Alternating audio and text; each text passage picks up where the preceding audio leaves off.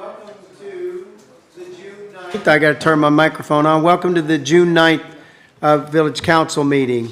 Marnie, will you call the roll? Councilmember Steve Friedman. Here. Councilmember Deb Gillis. Here. Councilmember Anna Richards. Here. Vice Mayor Sharon Mahoney. Here. And Mayor Don Horton. I'm here. We have a quorum. Let's see. Katie Deloach, will you lead us in the pledge tonight? Yes, sir. Thank you so much. I pledge allegiance to the flag of the United States of America and to the republic for which it stands, one nation under God, indivisible, with liberty and justice for all. Thank you very much. Let's see, council, are there any requests for additions or deletions tonight? Steve? None for me. Deb? None. Anna? None. Vice Mayor? Okay, I think I would like to pull, excuse me? I am. I want to pull tab 2 out of the consent agenda tonight. And we can move that, we can move that just before the resolutions and go on and dispose of it pretty quickly, if that's okay with y'all. John, do you have any additions or deletions? I don't, but Terry had a resolution that he had wanted to see if you guys could add on. It relates to the, I don't know if Terry's here, there he is. It relates to the fire watch fee that was approved back at the April meeting. It's clarifying the amount of money that gets paid to the volunteer firefighters, the volunteer and on-call firefighters under that agreement. It was just a clarification. So he had asked if you guys would add that to the agenda. So it doesn't change any funding or any amounts, it's just a clarification of wording on it? Exactly. The amounts Okay. are exactly the same as it's already been approved. It's just clarifying so HR has there's directive to HR as to which amounts are being paid to which groups. Okay, is there any, you guys okay with that? All right, very good, we can add that then. Well, Terry added it on, so why don't we put it way at the end? He's got one at tab 7 anyway, so you can, We'll do it, we can do it right after that one, that's fine. Mr. Manager, anything for you? Very good, okay. Mr. Then what- Mayor, did you want to talk about the fire assessment? I do, I wanted, I thought we would talk about that during mayor and council Okay, communication. sorry about that. Yes, sir. Yeah, okay. All right, good deal.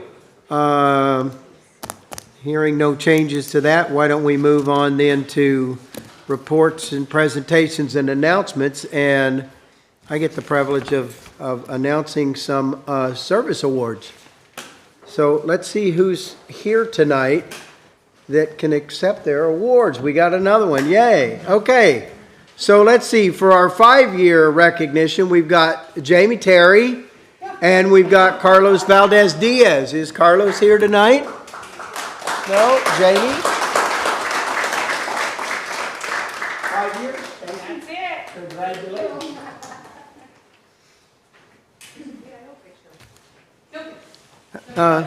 You want a picture? We could do that. Not of me, but we just do one of you and the group, not me. And see, and then we got 10 years. We have AJ Engelmeyer. AJ, come on up. Another 10 years. Now, they even spelled your name right, AJ. Congratulations. 10 years of service, that's awesome. We've got Andres Ardilla. Is Andres here? Andres, okay. Thanks for doing what you do. I appreciate it. I love you guys.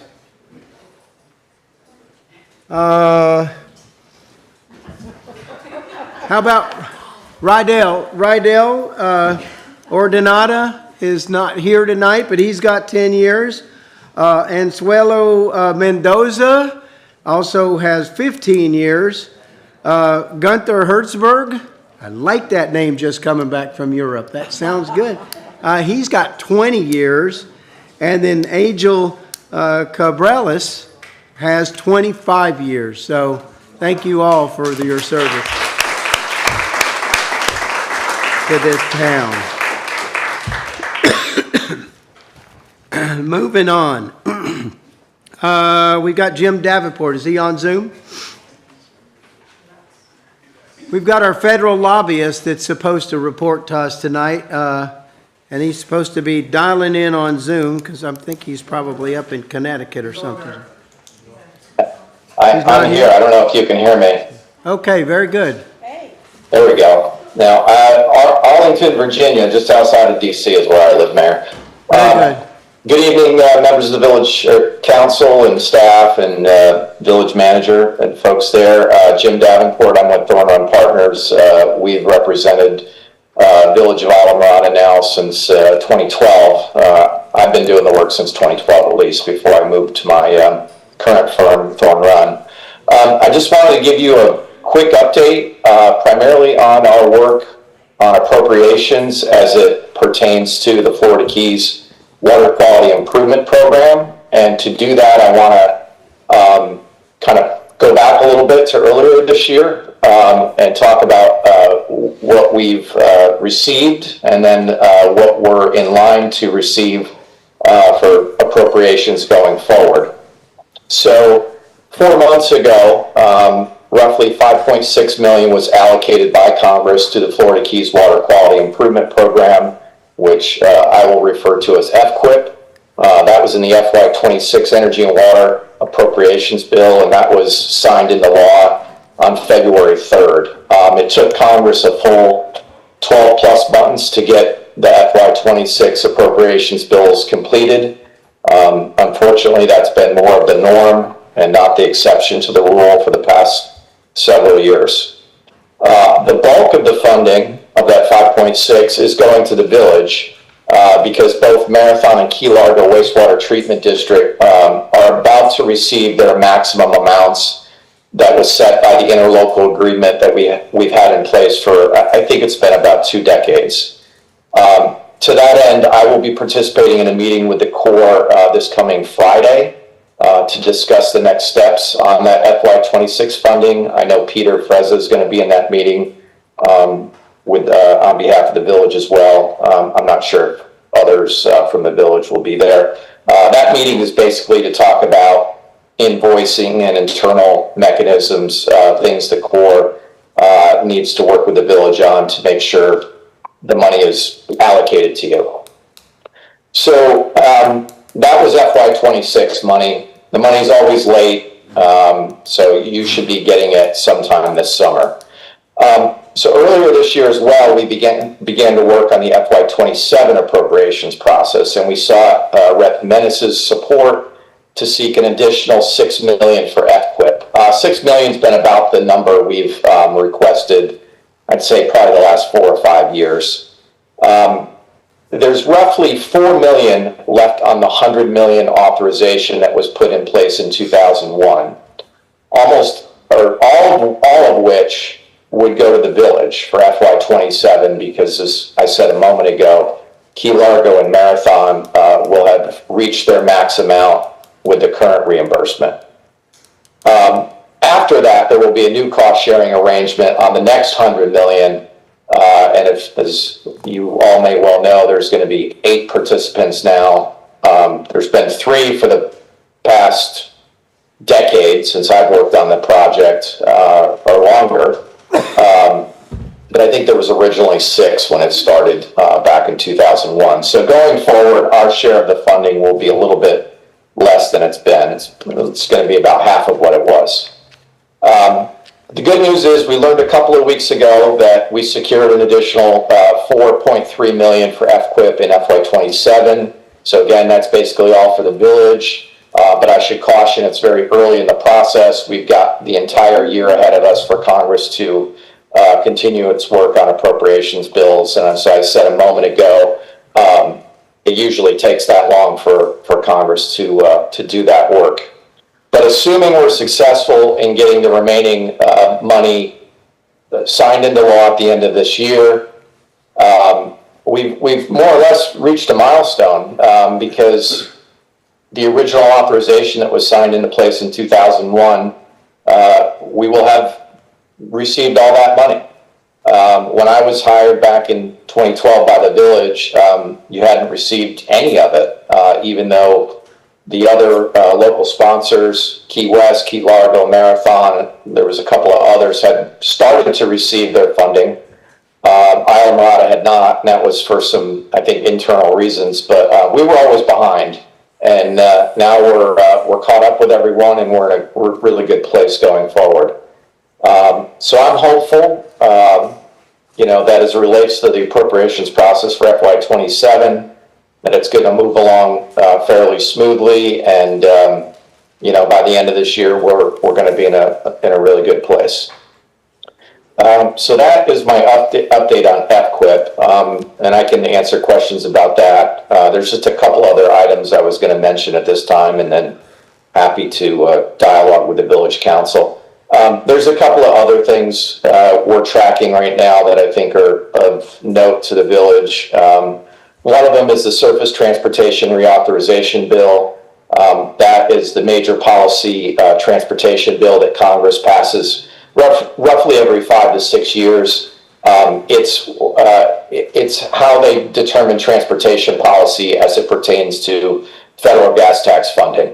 The new bill has a couple of new grant programs in there that could be of interest that we're keeping our eye on. It reauthorizes some current transportation grant programs that may be of interest to the village. So we're going to keep watching it. We'll let you know of opportunities as the bill comes together. Only at this point, the House has done some work on a bill, but the Senate is very far behind.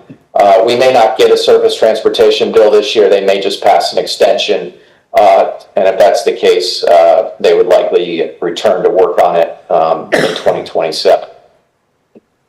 And one last thing I think I'll mention, we alerted the village to Office of Management and Budget released some proposed rules overhauling guidance on federal grants.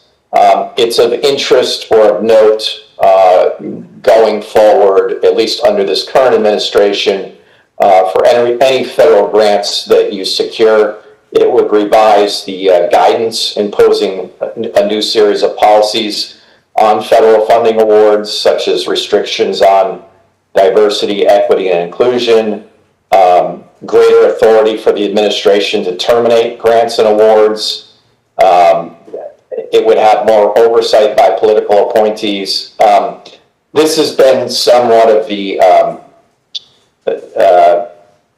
at least a theme of this current administration, wanting to really have more oversight over the federal government and how grants are allocated to local governments and so forth. So we're keeping an eye on it just to see what it looks like. Right now, it's just a proposed rule. So that's really all I had to mention tonight. I'm happy to answer any questions you might have. Jim, thank you very much for that information. Sure. Just, I don't know if you've had a moment to discuss this with our manager or not, but a couple of months ago, Ron and I had the privilege of meeting for a better part of a day with Congressman Jimenez. He came here into the Keys.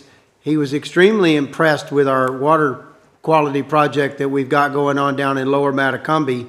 He walked that entire site with us and saw where we were interconnecting 5 canals and interconnecting those so that they flow from the ocean to the bay or to the Gulf of America.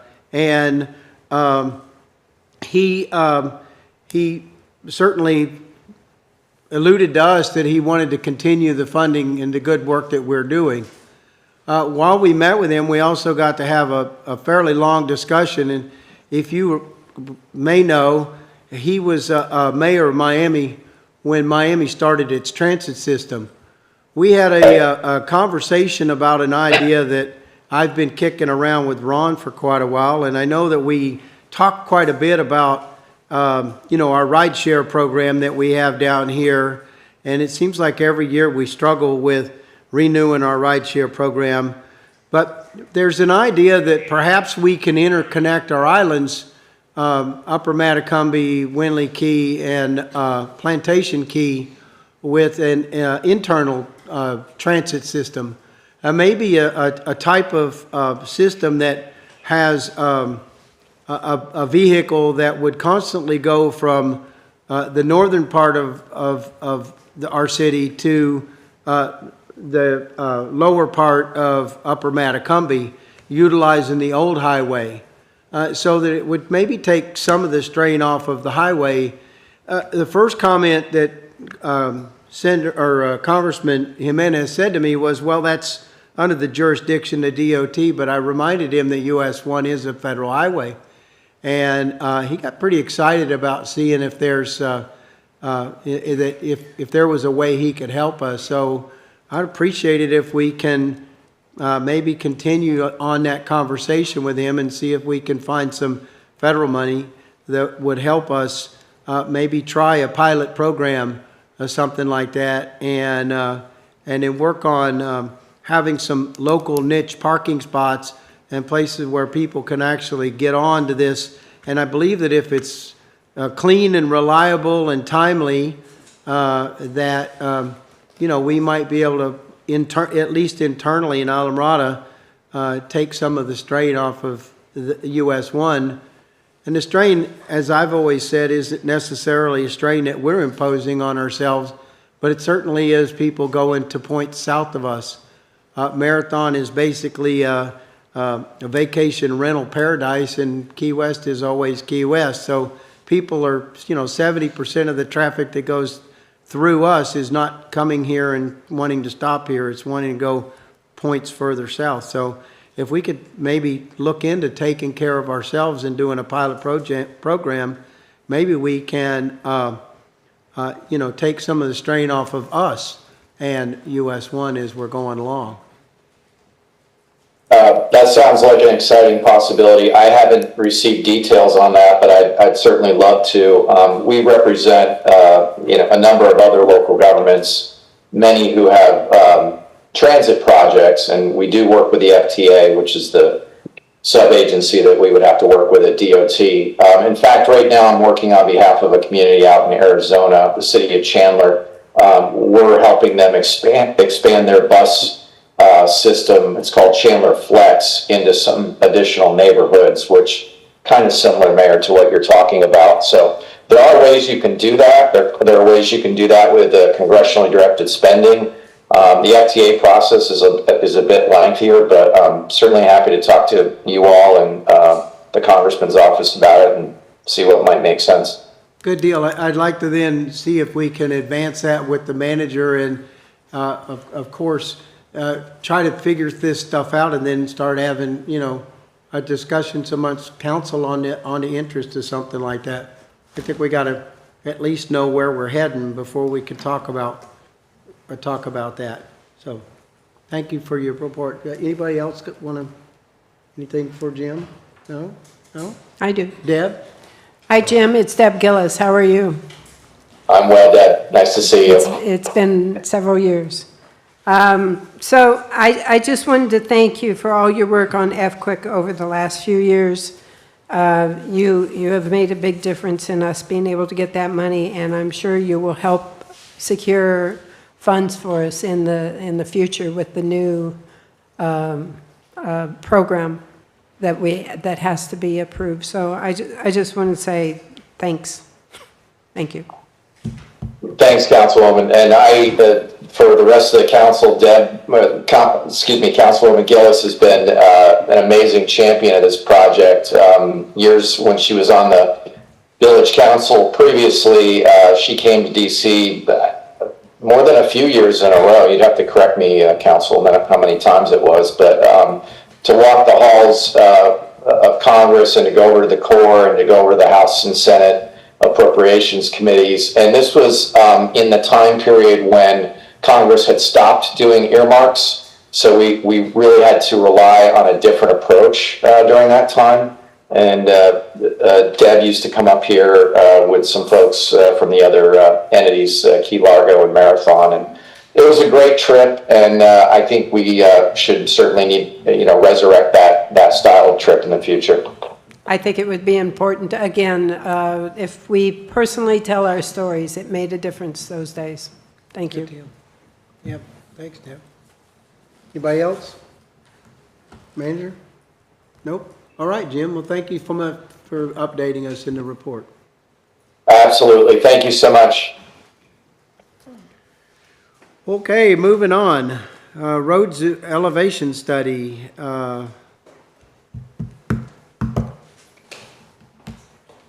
Welcome, Melissa. Thank you, Mayor. Good evening, everyone. My name is Melissa Enriquez. I am with HDR, leading the efforts in the roads vulnerability analysis for the Village of Islamorada. I am joined by Greg Cording from WSP and Aaron Didi. They are virtually on Zoom.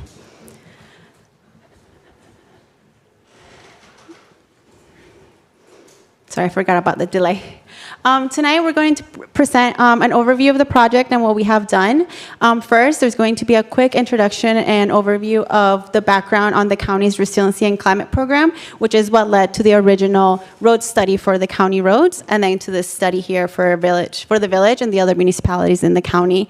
Then we're going to present the summary of the project, the approach, the status of the results. We used the vulnerability and criticality approach for the roads to define the roadway segments. We also have a high-level planning adaptation plan and cost estimates, and then we'll go through the engineering concept design evaluation that we're presenting.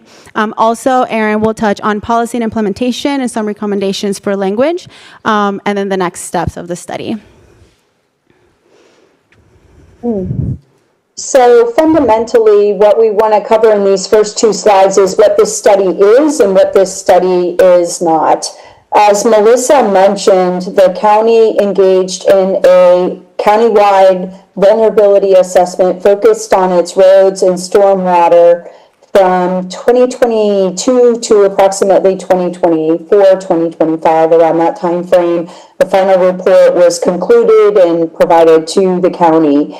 And so what we did was work with the municipalities to engage in a similar effort to prioritize road segments and what that would look like overall if the municipalities were to look at what road elevation would mean to them within their own communities and their own roads. So this study is a report that outlines a methodology to evaluate what roads are going to be vulnerable to different types of flood risk and when they will be impacted. This report and this study evaluates different types of flood risk, including tidal flooding, rainfall-driven flooding, and when those risks may impact the village's roads based on their current condition, their elevation, and other factors such as surrounding property or environmental constraints or environmental permitting challenges that we may be looking at with different road segments. This study also provides conceptual design to address flood risk with cost estimates and the drainage features that are going to be necessary to implement those projects. You were just having a conversation about grants. Anybody that writes grants or pursues grants knows that the more you have shovel-ready projects with conceptual design and budgets, the more successful you're going to be in those programs. And that's one thing that this study accomplishes, a prioritized list of projects with conceptual design and cost estimates. It provides a prioritized list of projects. So you're not in a position of having to deal with complaints from different communities, and then getting into political decisions about which community goes first. This provides a methodology based on the risk, based on the elevation, based on the current condition of the roads, so you can look at those priorities based on sound technical attributes to come up with that prioritized list of what projects to do first and what projects are further on down the line. Finally, this provides policy recommendations for the village to implement these projects and start the discussion about flooding impacts on roads. Because one thing that we are seeing is when communities start to learn about what these cost estimates are, what the design attributes are, that there may be right-of-way constraints, that there may be O&M or operations and maintenance costs on the back end of the projects after implementation.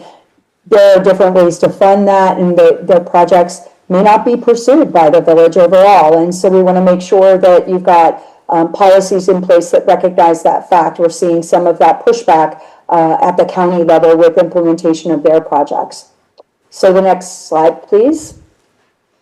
What this study is not, and this is a very important slide as well, this is not a required capital program that the village has to undertake. Nobody is coming down from another level of government saying you must implement these roads projects on this timeline.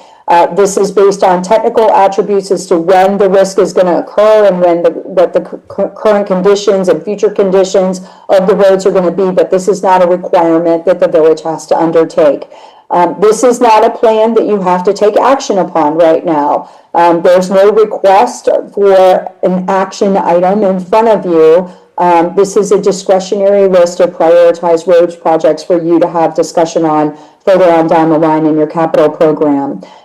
This is not a final permitted design for projects. As I emphasized before, these are conceptual designs. So if the village decides to move forward with any of these projects, you will have to undertake permitting from various agencies, depending on the environmental and water resources affected by the projects. That's going to dictate what permits you need to receive for the projects, which may have a factor on an influence on the final cost. And this is not a funding strategy. This study is not telling you what sources of dollars to use. It's not telling you to raise ad valorem. It's not telling you to go after assessments or anything like that. There's no one silver bullet to pay for these types of adaptation and capital projects. No one local government has a one single solution. And so funding is probably going to come from different sources over time to implement these projects. So I just want to be clear about what this study is and what it is not before we get into it, because when we start talking about cost estimates, that makes everybody a little tweaky. So the county and the municipalities within Monroe County have pursued vulnerability assessments. There has been language added to comprehensive plans as necessary. You're going through a comp plan update process right now, and I know you've got some policies related to tidal flooding and adaptation. These programs and these projects have been going on for quite some time to really drill down on what the impacts of the different types of flood risk are, when different places throughout the Keys are going to be feeling these impacts, and suggestions on what to potentially do about it. Because of all of that groundwork, because of all of that groundwork that has previously been laid, the county and the municipalities have been quite successful securing grant dollars for various projects, including the village. So having these projects queued up and ready to go is an important thing to be successful in those further granting programs overall. Next slide. So I'm going to go ahead and turn it over to Melissa, who's going to talk about. Sorry, Erin, it went up mixed up here. It went very much forward. Sorry about that. Okay, here. Are you on the right slide? Yes. Okay, great. Okay, so this is where we are in the project. We have a draft, almost final report right now. We are providing overview to all of the municipalities to get input, answer any questions, to finalize the final deliverables for the project. Next slide.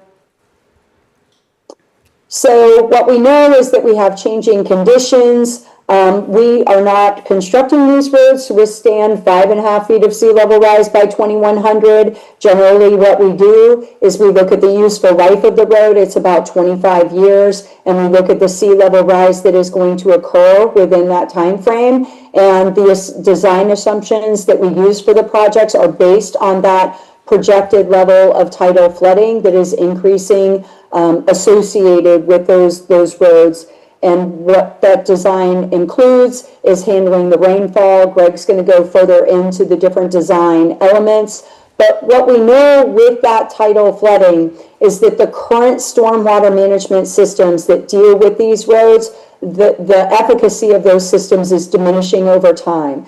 Not only are we dealing with tidal flooding that is on the surface that we can see, we are dealing with flooding that is coming up from below. So you're getting assaulted essentially from two different directions. And what that means is our current drainage systems that are based on gravity are starting to fail. They're starting to become more diminished over time. So we have to start thinking about stormwater management in a different way, especially when we're talking about elevating roads. That may include injection wells, that may include other mechanisms to design to deal with the flooding that we know is going to occur over time.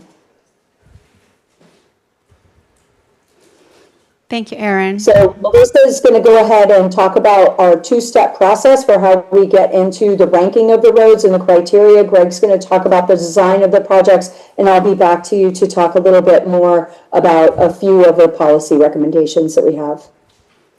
Thank you, Erin. So as Erin mentioned, I'm going to talk about the two-step process that we used in order to prioritize the roadway segments in the village and how we came up with those project areas between now and the year 2050.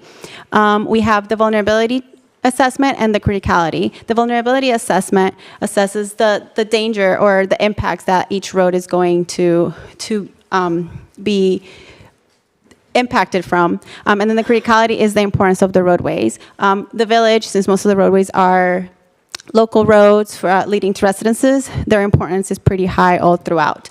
First, we started with getting good quality data used for all the roadway segments to ensure that all the roads were analyzed equally and fairly. We did an initial modeling of the sea level rise projections using the NOAA 2017 intermediate high in order to see what your roads and the elevations would look like against those water levels. Then we also, on top of that, included the king tide predictions for that same year to see how they would stand with those water levels as well. The design year was determined to be 2050, which is based on a useful life of a road project. It's important to know that this is a roads project. We want to make sure that the roadway integrity is taken care of, as well as the drainage of the water on the roads and preventing any inundation to the adjacent properties if we were to elevate these roadways. So the first step is the vulnerability assessment. We use 5 different factors to come up with a vulnerability score. So these are influenced by environmental factors. This is the road against the climate. So the road against what is coming, the water, the groundwater clearance, which is what Erin explained, that the water is coming also from underground, not just from the sea, from the ocean side or the storm surge, but also from underground, and that affects the integrity of the roadways. We also included the inundation due to storm surge, so not just still water levels, but also for extreme events, the wave impact for those events as well, and the existing pavement condition. WSP did an update to your pavement condition assessment to make sure that we were able to take those scores into consideration when looking at the integrity of the roadway. For this first step, we did about it was a 5-class level. From low vulnerability to very high vulnerability. About 24% of your roads fell in the 3 to 4 high vulnerability area, and about 35, to the highest 4 to 5 class. We analyzed a total of about 47 plus miles, almost 48 miles of roadway, in order to make sure that we got all of the segments that needed to be prioritized eventually. So this vulnerability score was then taken into consideration for the criticality. And this is more of like the human factor, right? So we use 50% of this score was the vulnerability score to make sure that we were taking into account the roads that were mostly affected. And then we also included the number of residential units to get this criticality score. How many residential units does each road serve? We also looked at what critical facilities were associated with the segments, if any. We also included, any commercial buildings and any future development that may have in those commercial parcels. Any threatened and endangered species, we wanted to take into consideration if we were to implement any of these projects to try and avoid any impact to these environmental areas. So in that same sense, we looked at wetlands and natural habitats as well, and took that into consideration for this criticality analysis. And lastly, just the road reclassification. In some other larger areas, you may have roadways spread out through these classifications, but here's mostly local roads and then the ones that lead to US 1 for evacuation purposes. So this criticality assessment shifted a bit the numbers between, the class 3 to 4 and the class 4 to 5, but still about 22% were in the high criticality, and then about 26%, almost 27, in the very high criticality area. So we wanted to go ahead and put that into projects that made sense, right? So we wanted to make sure that all these roads that were being prioritized were, one, we were seeing already maybe anecdotal about being inundation. The communities had voiced anything or concerns, and also they were servicing, all the residents in the community to invest the dollars in those roads that were going to be useful throughout. From now to 2050. This here is the roadway, or the project areas rather, in geographical order. They're not in order of implementation. But if you see, the red is for areas affected by 2030, orange is 2035, and the blue is anything beyond that. We came up with 19 project areas in total, covering about 32 miles of village roadways.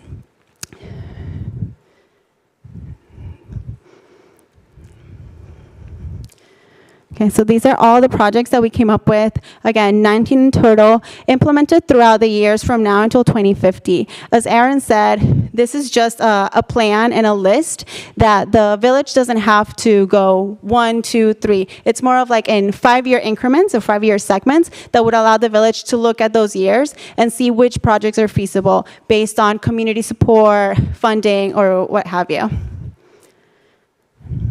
And before we look at the cost, which is always some sticker shock, I want to reiterate what this study's not. This is not a funding plan. You're not, sign and seal delivered. You have to do this project. This is just information, documentation that the village can have in order to apply for grants in the future if they may want to implement some of these projects.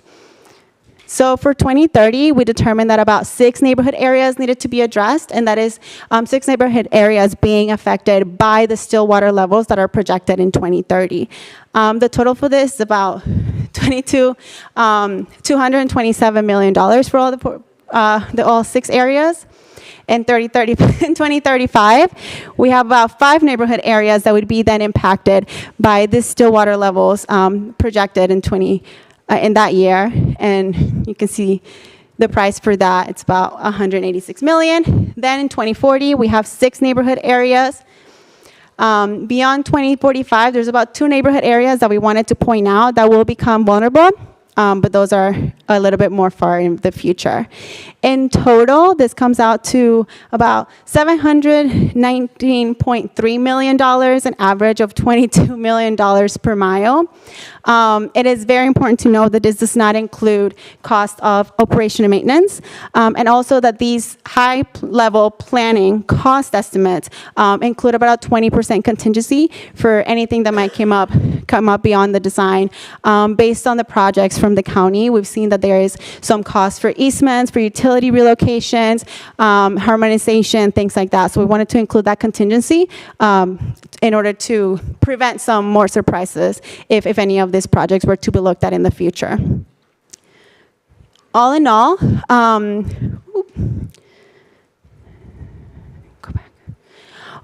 this addresses about 32 miles of roadway, of village roadway, and approximately 2,676 residential units or buildings in the prioritized projects.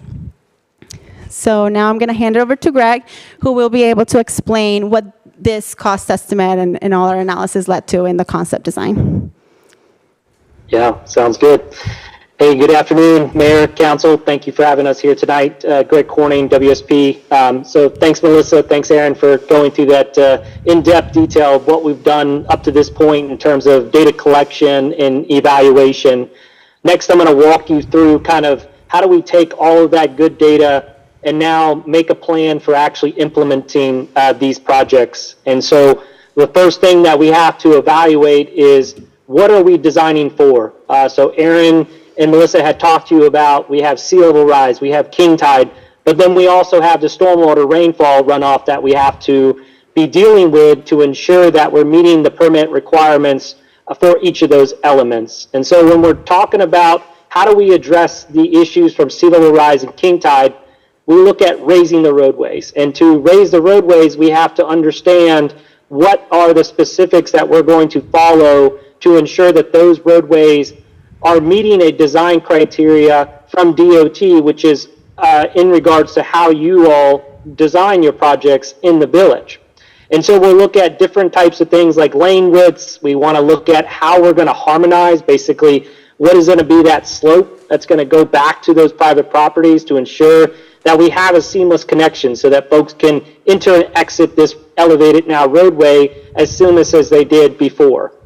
The other component is the South Florida Water Management District. A lot of folks, I'm sure you've been a part of some of the conversations in the past, have said, hey, why do we have to deal with rainfall? It's all just going to go back. Who cares about collecting it and treating it? Well, the Water Management District is that person who cares about that and has laws and rules on the books that we have to follow when we're implementing these projects. And we have to not only account for that water quantity and quality, but we also have to ensure that we're not causing any adverse impacts to those surrounding private properties.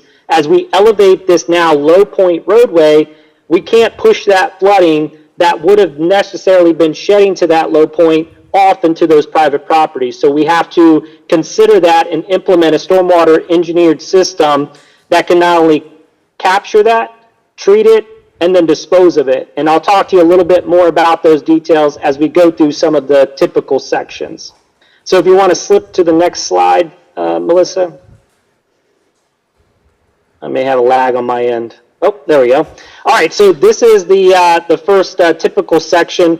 This section you'll see here is that we are having a larger right-of-way. So the village has a larger right-of-way, and we're actually able to account for the majority of our improvements within this right-of-way. So this is a great solution where we don't have to acquire easements that was talked about for implementing all of those roadway elements and those stormwater retrofits to improve these sections. And there's multiple sections within the village that have this specific scenario. If you go to the next section, so this is getting into the necessary fact that we want to protect the environment. There are some roadways that are adjacent to mangroves, and we know that. And to avoid some of those impacts to the mangroves and any sort of mitigation cost associated with that, we want to try to mitigate for that by including a gravity wall along that side, elevate the roadway, and then we capture and treat that stormwater. However, in situations like this, as you see there in that depiction, we still may be in situations where we have to obtain a easement along the adjacent side of these private properties so that we don't cause any adverse impacts with that stormwater runoff that naturally would have gone to this lower point in the roadway. And then if you go to the last section, this is a section where we have really limited right-of-way. We're still going to be implementing the standard typical section with our elevated roadway, our valley gutters, but in this situation, we will need easements along and adjacent to these private properties. As I mentioned before, this lower roadway, and as we elevate the roadway, think of it as you're creating now a point where that water was originally able to flow there. Now we're pushing that water back, and to avoid those any adverse impacts, we have to capture, and we have to treat, and then we have to dispose of that so we don't cause any adverse impacts to those private properties. So, getting into the details, if you go to the next slide, we'll talk a little bit more about that engineered stormwater system. So we have the valley gutters that were shown on that typical section. Those collect the runoff from the roadway. But then we have to put these strategic locations of these inlets along the adjacent side of those elevated roadways so we can capture and treat any of that runoff that would have come from those private properties to ensure we're not causing any adverse impacts. And then all of that water will be routed to a series of pipes that go to a pump station. That pump station will have water quality treatment within it, like a hydrodynamic separator, basically a fancy word of saying we're going to drop out any of the solids and the nitrogen and phosphorus. And then it's going to be injected into shallow injection wells. When we say shallow, they're still going to be about 120 feet deep, and those are going to be spread throughout the community to ensure that we're able to achieve the level of service within these roadways and achieve the goal of the project. So next I'm going to turn it over to Erin, and she's going to talk to you about some of the policy.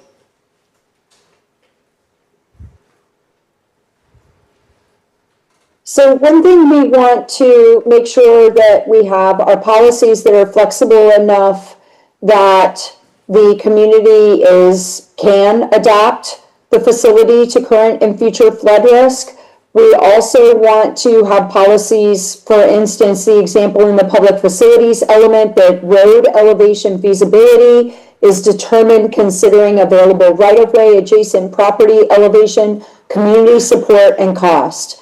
We don't want people to assume from a policy perspective that the village is going to adapt all of these roads, because what we're finding is communities may not be there yet and ready to make that decision. And communities overall may make the decision that some roads have constrained right-of-way, or too many properties that have buildings that are close to the road segment itself, that maybe that type of design just isn't preferable in terms of what the community wants to see.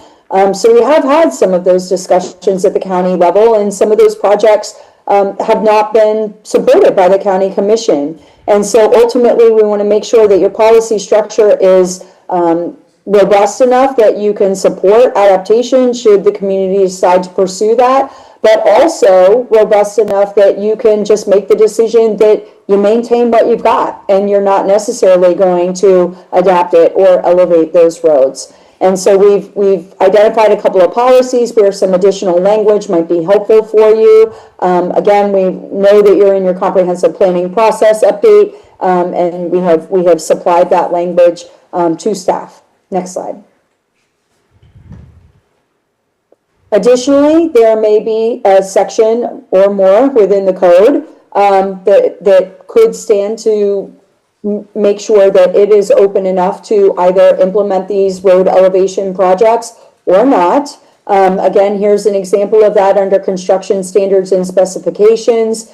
Road elevation and adaptation projects may meet or exceed FDOT standards, because currently how you construct and design your roads does not account for tidal flooding and does not account for king tides. And so you may meet or exceed what those very basic FDOT road standards are, and that may be to the extent practicable, again, based on available right-of-way, stormwater improvements, elevations, and other factors that may influence design. And so the whole point of these policy recommendations is to provide you that decision-making flexibility should you decide to implement these adaptation projects or not. Next slide. I think that's it. And so overall, the policy recommendations that we've laid out, they're not extensive. You could also add policies to your transportation and capital improvements element, again, along the lines that you're going to look at these types of road elevations on a project-by-project basis and make those decisions based on risk and based on these other factors, such as surrounding property elevation, available right-of-way, and that you may only choose to continue to perform maintenance and not adopt those road segments at all. Next slide. Thank you, Erin. So to conclude, we do have a project website. We started this project website when we did the Monroe County Vulnerability Road Study, and we included the municipalities in this website as well. So if you go to keysroadsplan.com, there is information available to the public. If you go to the Village of Islamorada study, you can find 2 maps right now, 2 interactive viewers. You can click on these maps, and they're going to allow people to, one, see their current elevations in front of their homes. So the existing elevation viewer, you're able to search either a specific roadway or your specific address, and you'll be able to see what that elevation is on the crown of the roadway in front of your home, if you're curious about that and how you stand among those elevations throughout the village. We also have an interactive viewer for the project areas. So that viewer is going to show you the roads that are included in each one of the projects, and they are both color-coded by year of implementation, and they're grouped into their each project year. If you click on the road, you're able to see the project year. Again, this is Keys Roads Plan. We also included in the county the concept plans for each one of the project areas. So if the village wants to do that as well, we can do that as well, since we have concept plans for all of the village areas that we recommended. So lastly, we have the village project goals. Ooh, my apologies on that typo. But what we wanted to do was to help make the village more resilient by developing this long-term roads adaptation plan in order to mitigate the sea level rise impacts on the roadways and the future king tides. Again, develop a planning level cost estimates for comprehensive roadway adaptation within the village limits that may be used for future grant funding applications or future capital planning. And provide that supporting technical information to facilitate these adaptation projects. Again, you're not, your hands are not tied about having to implement these, but you can use this information as a basis for documentation and application for anything else that you may need in the future if you choose to go ahead and implement any of these projects or even just look into them. So our next steps are yet to come. We actually have delivered the final report. We are open with any comments or questions that you may have, but that was delivered to the village last week with all the final report, all the interim technical memorandums that were done for all of the assessments and all of the analysis, as well as the concept plans and the cost estimates that we spoke about today. And that's it. Thank you for your time. We're open for any questions. Melissa, thank you. Council, any questions of Melissa? Okay, the surveyor's got a question. On there, you're talking about all the elevations, and people can go in there and look them up. Are they listed in NGVD 29 or in AVD 88? NAVD 88. 88. So it's not going to be, most people are not going to find that relative when they're looking at it as far as the normal person for is they're comparing it for their flood purposes, for insurance purposes in the flood zone that they're in, because everything in Monroe County is in NGVD 29. Yeah, we have the elevations in NAVD 88. We compare them to the projections, so our projections are in that as well. For our design year, which was 2050, we were looking at a still water level of about 2.54 and a king tide of 3.6. So that's what we used to compare. Right. So if they looked The at state, the state uses NAVD 88, but Monroe County is all in NGVD 29. we kept it uniform with the county study, and the county study was originally also done in the NAVD 88. Right. Again. I'm just saying so that when the normal person is going to look this up, they're going to look at that and see their elevation, and they're going to compare it to their flood zone, and they're going to think, oh, I'm good or I'm not good, and it's not relative. It's not the same. Right. And It's not apples to apples. Absolutely. For that sense, yes. But important to note that our projections are in that, so they should, they can look in between our projection of the 2.54 and how they stand with that in the view of the elevation. But I Right. see No, I your. understand that. Is there a way to is there a way for them to interpret that to where they can use NAVD and then just have an Really, explanation? Well, they should put an explanation in there, but Right. from Key West to Key Largo, the number's going to change as you move up and down the Right, island. but is it just talking about Islamorada, they're not going to change through Islamorada, right? Yes, they are. They do? Uh-huh. How much do they change from one end to the other, roughly? Roughly, it could go from like 148 to 150, 152. Okay. So, So a couple of tenths of a foot. yeah, Okay, but that can make or break you Well, it could. meeting flood or not. yeah. So, Well, I don't know, at $102.7 million per person that lives in Islamorada, I don't know how something like that is even feasible. Right. I don't know how you even consume that. If we have a functional population of around 7,000, and it's a little bit less, and we're looking at a cost of $719 million. Yeah, that only is 102 million ahead. But there are grants that are possible, right? and that we could obtain that would help offset some of those costs. Correct. The county has gotten some grants for these roads projects. There are some in design. Aaron, I don't know if you want to go ahead and expand Yeah, on that. there's been 7 road elevation projects that have been secured at the county level, I believe. I think Marathon has also secured some dollars for Sombrero as well. So yes, there are granting programs that are available for costs of the projects. And isn't the county also looking into doing special taxing districts on some of these neighborhoods so that they can elevate? So they're actually asking for 50% plus one of the homeowners in these particular areas to try to fund these special taxing districts? because the county. Yes, sir, that's correct. They're looking at adoption of a municipal service benefit unit ordinance, I believe next month, or maybe at the June meeting. Yeah. The next week or two. That is correct. I've heard quite a bit from some of those folks up in Key Largo talking about that. All right. Council, anything else?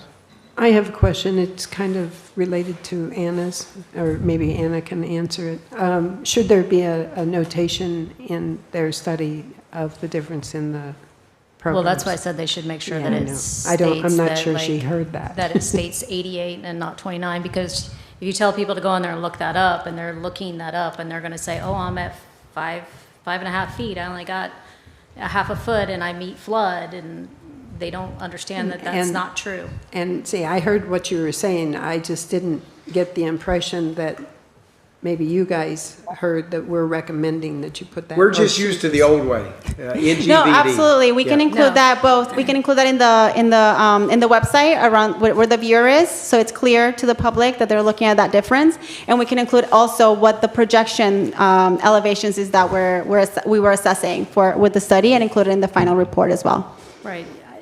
Either way, I just think that there should be a disclaimer in there stating that, Absolutely. that what Yep. those elevations are in. We can make that If you update. tell people to go and look something up, they're not gonna know the difference. Right, Yeah. right.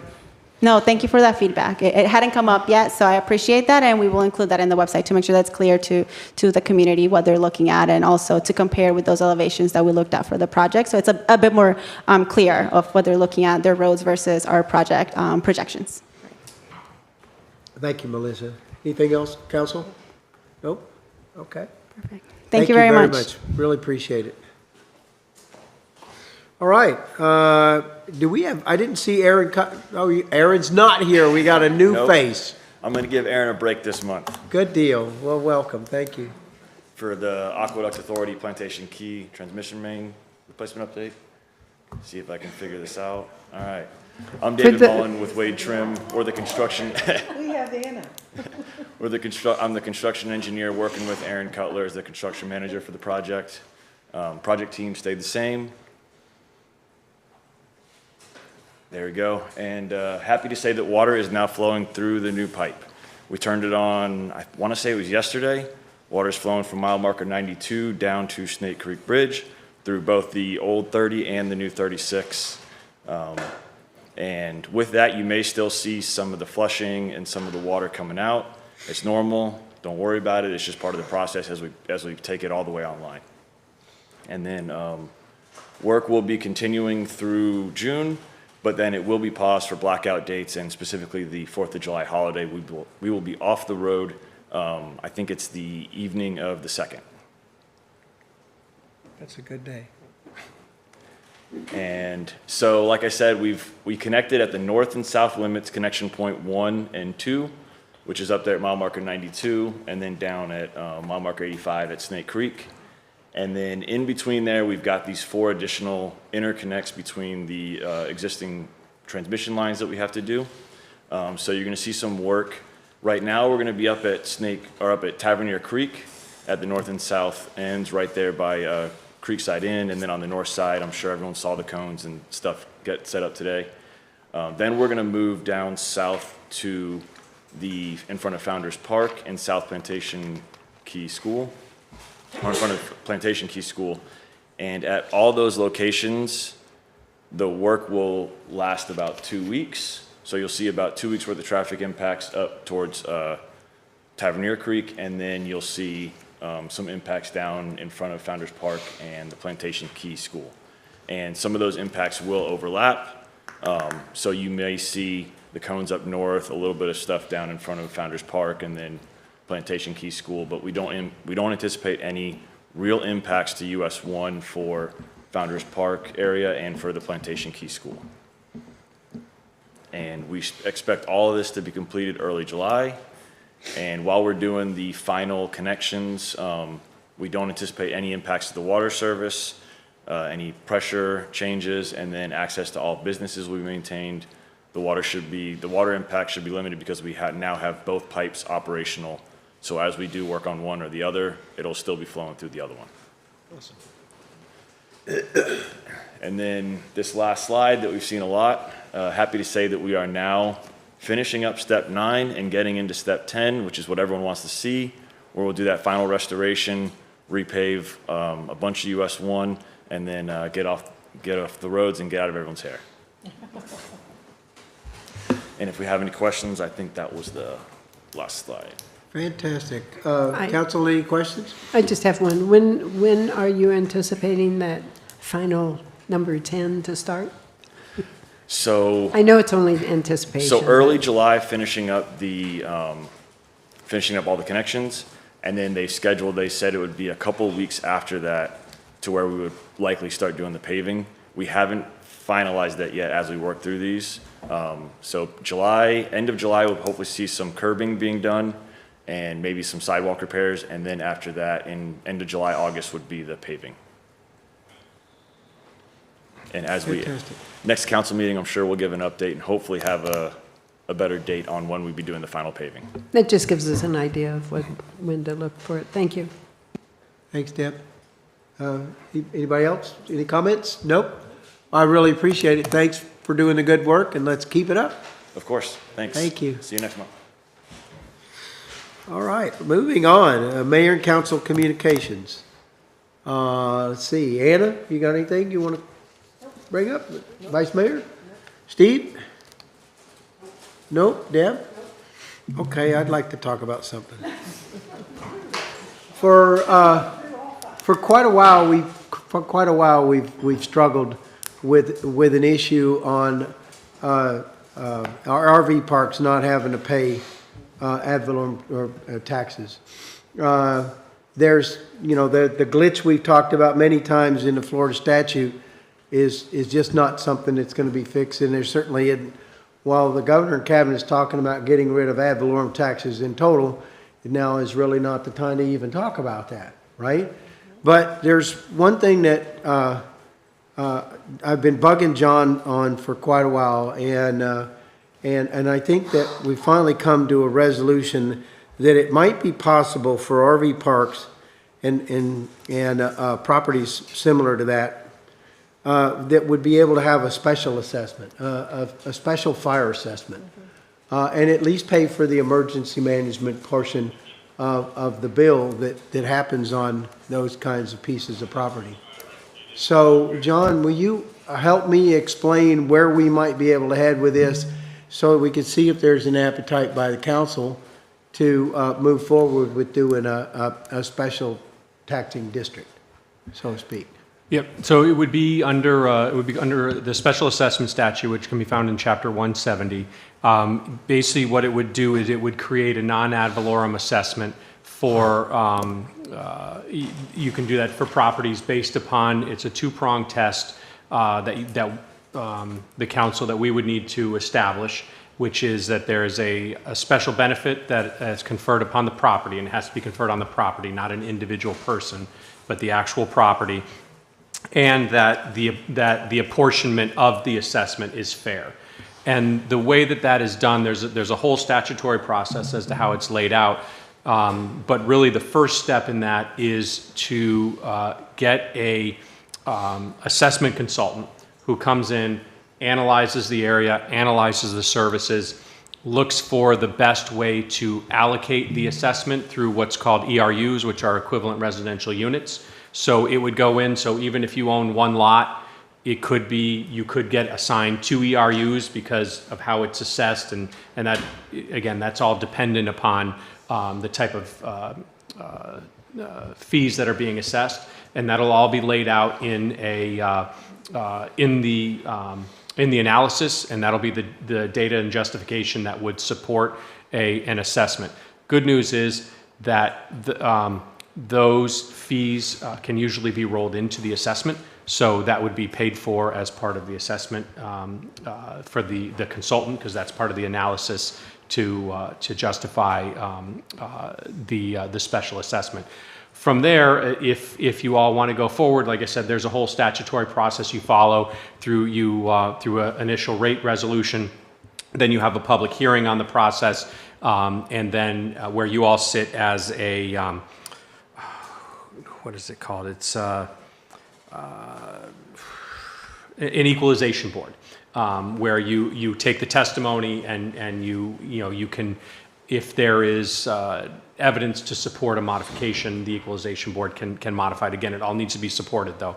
And then you go through and you have a final assessment resolution for that. So that is a process we could go forward with. It can be done under the case law for fire protection services. It cannot be done for like emergency management services. So, like EMTs and things like that. And the reason for that is because of the special benefit that's required for property. So they say, the courts have analyzed it, fire protection, there is a benefit to property through increased property values, lower insurance premiums, and the courts have said that that's sufficient. Whereas with EMT services, they view that as being personal, because if you're saving somebody from a heart attack, you're not necessarily adding a special benefit to the property itself. So there is an avenue, like Don has said. This is something that he's been talking to me for a while about, and I think we've got an avenue that you all can follow if it's something that you would like to do. If it is, the first step would be for the village to put out a procurement for a assessment consultant. There's at least half a dozen around the state, maybe more, who do this. They come in, and this is what they do, and they would come in, support the analysis, would present you all with how it's being allocated, and then that would be something that you as a council would approve, and then the assessments for those services could then be billed to the properties, or the ERUs, I should say, to each ERU over there. So it's only for those properties that are in those areas, this area particular, that is not paying any ad valorem taxes per se on the houses that are there.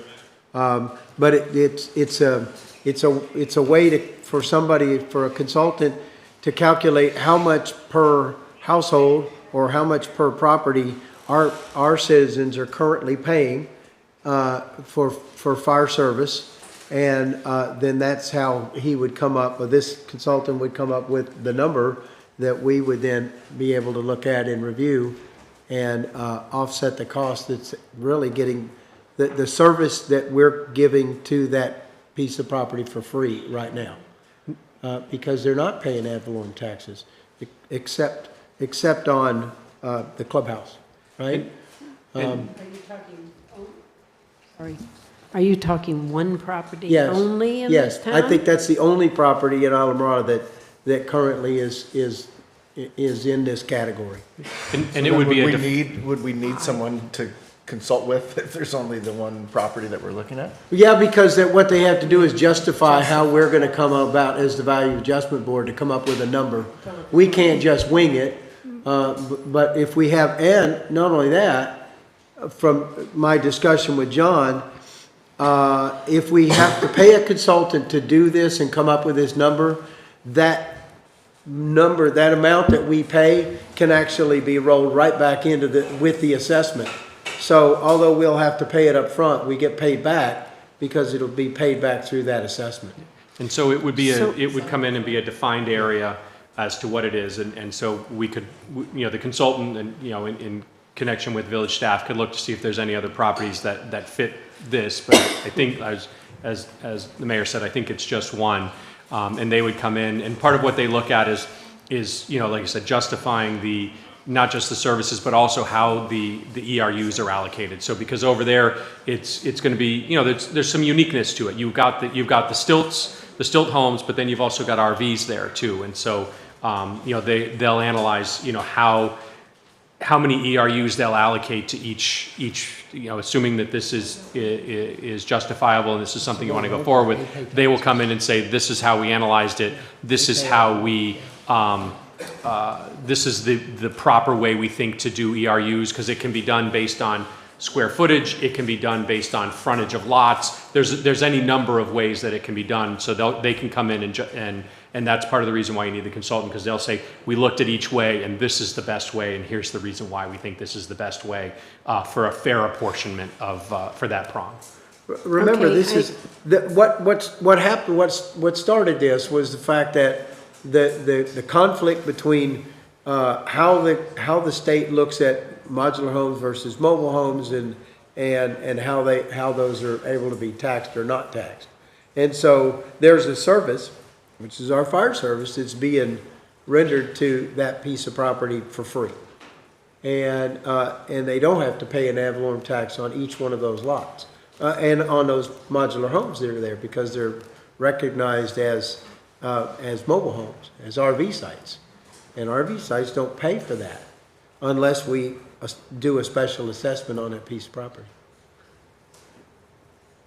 So I find it hard to believe that there's not other properties in town that this would apply to. I don't know which ones it wouldn't, which ones it does. I think this is the Well, only there's one that Winley we Key, have found. there's the one that we just had mobile homes on, at least. I think they had some RVs too. I know it is Stacy Krupa's property. But I believe that they pay their ad valorem taxes on that property. Because they have a building, Yes.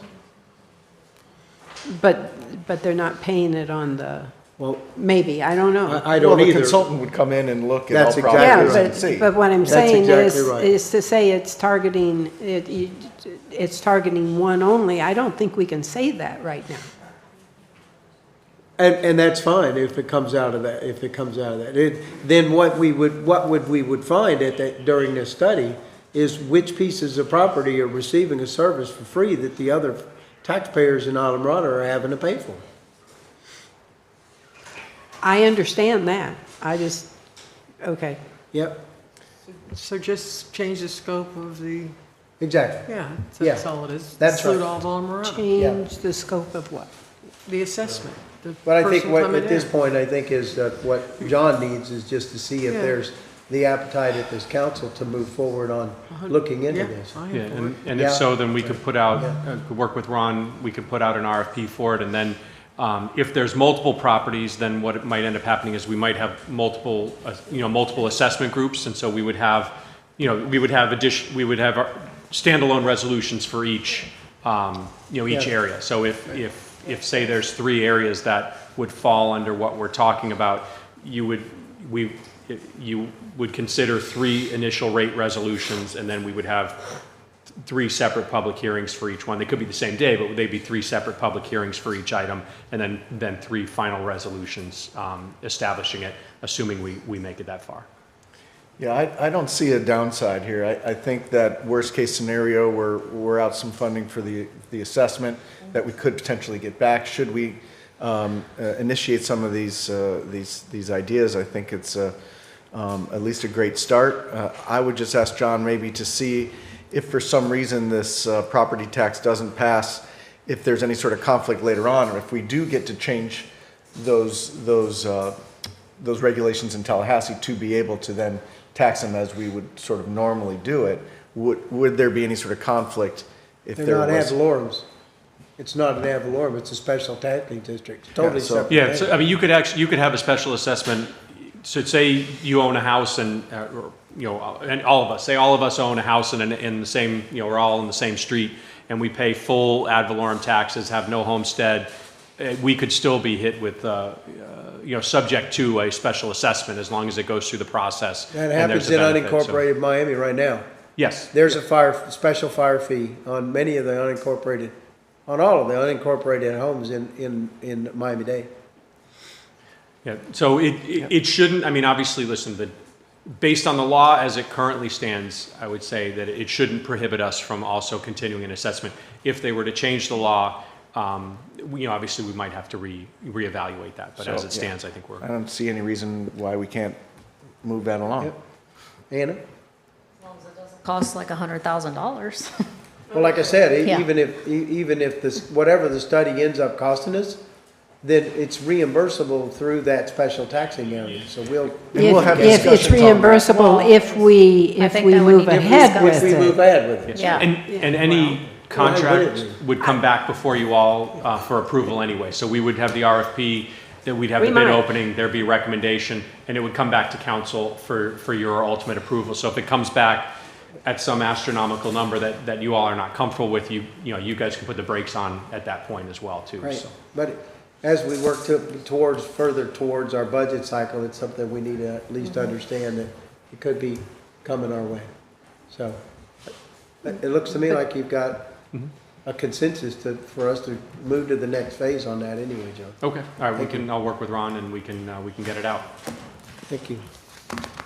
Is there anything else that we need to do under mayor council communication?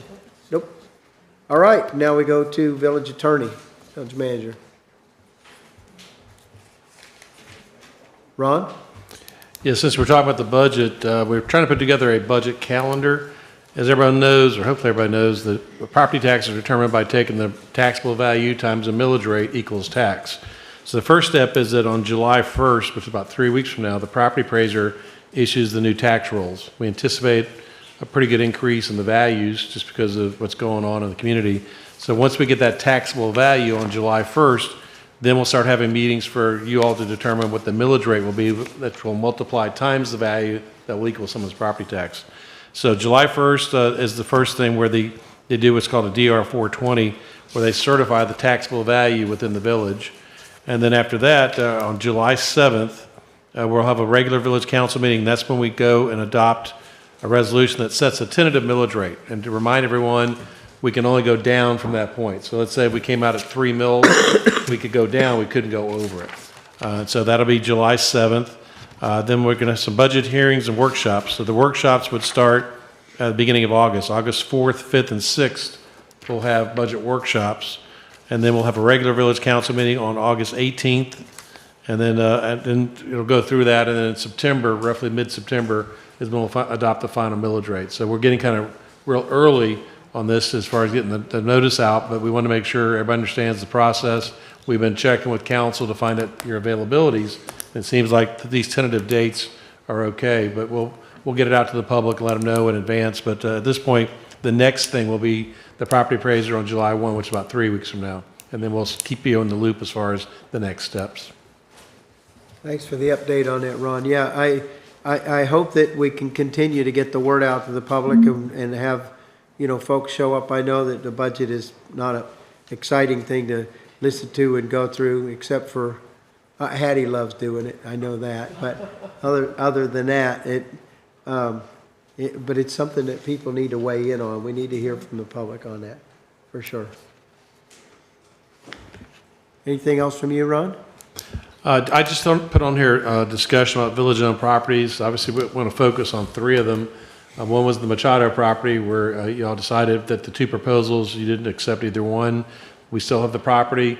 We've determined the main use would have to be some type of affordable workforce housing based on where the funding came from.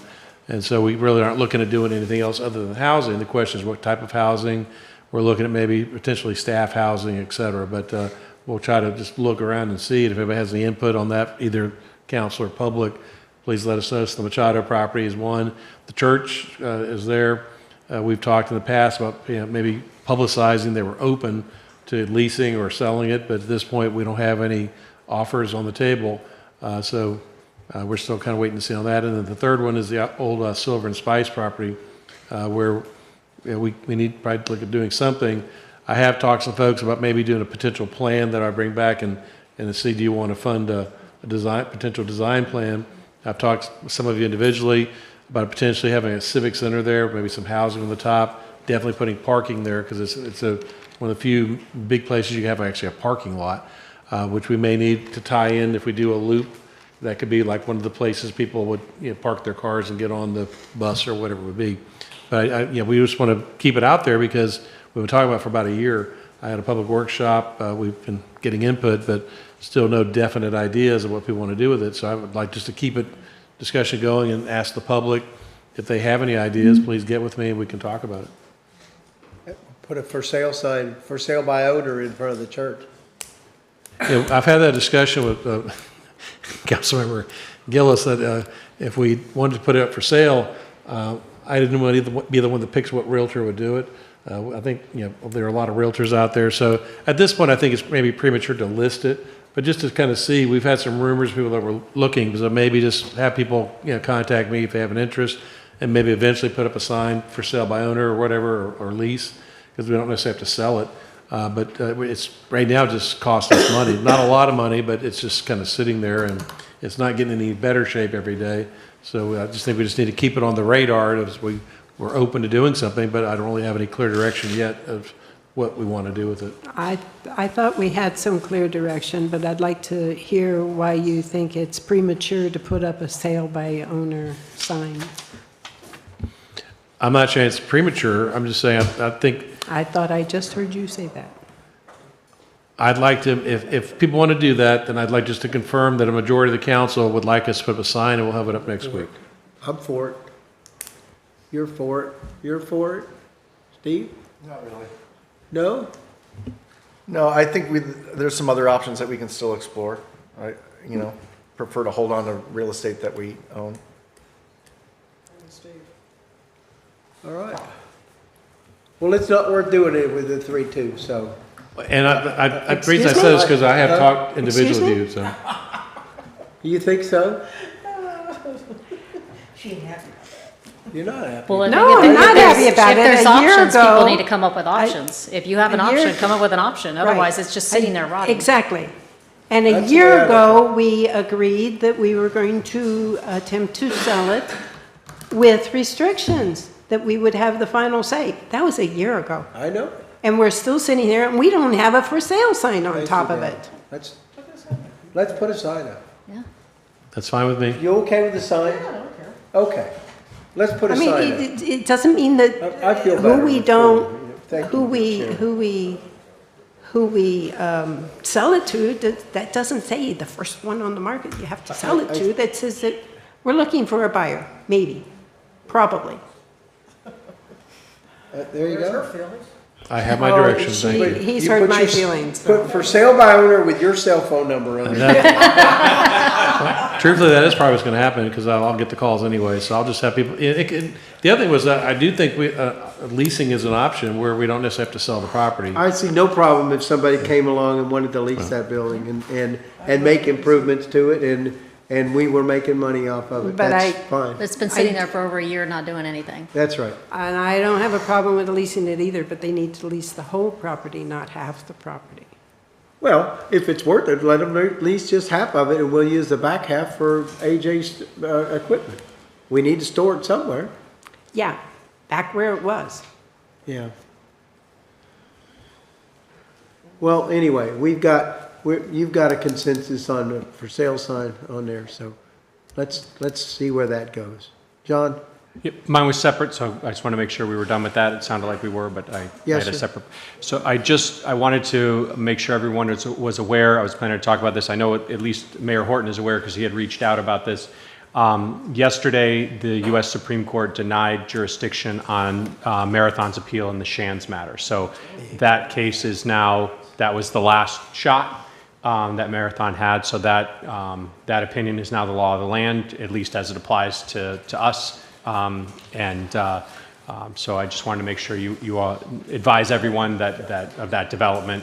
And we'll be. I want to thank you for bringing that up, John, because for years and years, we kept hearing people say, you don't need to worry about takings claims. You don't need to, now, Marathon is on the hook for either granting them the number of permits that are available for that piece of property, which they don't have any permits, or have to buy that property at what, and a current assessed value. Is that Yeah, right? it would be at fair market value. Fair. There'd be an assessment, and you'd have to go through. I mean, they've got some They've issues got they've got to deal big with. exposure Also. Yes. that came out of nowhere, really. Yeah, so this is something obviously we'll have to deal with. I don't think, not every case is a Shands case. I mean, I know we've heard some people throw that around, but it definitely, Mayor, as you pointed out, it definitely altered the takings landscape. And I would say not for the better for local It governments. turned a lot of previous opinions right on their ear. Yeah, absolutely. Turned them yeah. on their head, and Yeah. and it's definitely an earthquake in the when it comes to takings law Right. that we're going to have to deal Right. with. Yeah. Yes, thank you for bringing that up. I forgot all about that. I had, that's what I had emailed to John earlier. All right, very good. Anything else on attorney manager discussion? Okay, let's open up to public comment, please. Is there anybody signed up, Marnie, for public comment? Yep. First up would be Scott Goss. Welcome, Scott. Thank you. I get 3 or 5 minutes. You're on. I want to stay on time. There you go. Bing. Mayor, council members, thank you for the opportunity to speak. My name is Scott Goss, Executive Director of Habitat for Humanity of the Upper Keys. We've been an affordable housing partner in this community for nearly 3 decades, building 29 homes completed in partnership with the village, with 4 more pending approval. I'm here tonight because the question, as you were just discussing, of what to do with the village's vacant land properties is one of the most consequential decisions this council will make for the long-term future of Islamorada, and we want to be part of that conversation. First, I want to acknowledge the community and this council for your role in pausing and stepping back from RFQ 2601. That was the right outcome, and it speaks well of this body that you listen. Thank you. Point 1 I'd like to make, do this right. Process before decision. Before any path forward is chosen for these properties, the decision-making process must be open, deliberate, and community-driven. Specifically, 1, the ongoing comprehensive plan update is the right vehicle for addressing the best use of these properties. It includes a structured public involvement process, and these decisions should be aligned with, not run ahead of, that work. 2, the Workforce Affordable Housing Citizens Advisory Council or Committee and the LPA should be meaningfully engaged. They exist precisely for decisions like this. 3, Monroe County's Upper Keys Workforce and Affordable Housing Market Study is getting underway. The existing data guiding housing decisions dates to 2004 and 2007. Any decision on these properties should be grounded in current, accurate information, not 2 decades old studies. So moving forward with these inputs would repeat the shortcomings of RFQ 2601. Second point, each property has a different story. These are not one-size-fits-all decisions. The village's properties are different in size, location, environment, and context. They deserve to be considered individually. Island Sugar and Spice, this property's size and proximity to the commercial corridor make it well-suited for mixed-use development, and the draft comprehensive plan update already proposes exactly that. The response during the charrette was positive. This approach deserves serious consideration through the comp plan process. Second, Island Christian Church property. This is a sizable parcel and removed from residential neighborhoods. Attributes that make it a meaningful property. If I'm not mistaken, the draft comp plan does not currently address the best use for this property. That gap should be corrected before any decisions are made. Machado property. We've just been through a lengthy process on Machado. The community spoke clearly. Single-family affordable homes on already cleared portions of the property with preservation of the environmentally sensitive areas is the approach that best serves the neighborhood, respects the environment, and aligns with community values. Lastly, the remaining scattered lots. The smaller scattered parcels are really only suitable for 2 outcomes, conservation or a single-family affordable home ownership. They're not appropriate for dense rental development. Lastly, Habitat is your partner for single-family affordable housing. Habitat of the Humanity of the Upper Keys is the only proven, mission-driven partner for infill single-family affordable housing in this community. We're not a developer seeking profit for village-owned land. Every dollar invested stays in the community in the form of homes for working families.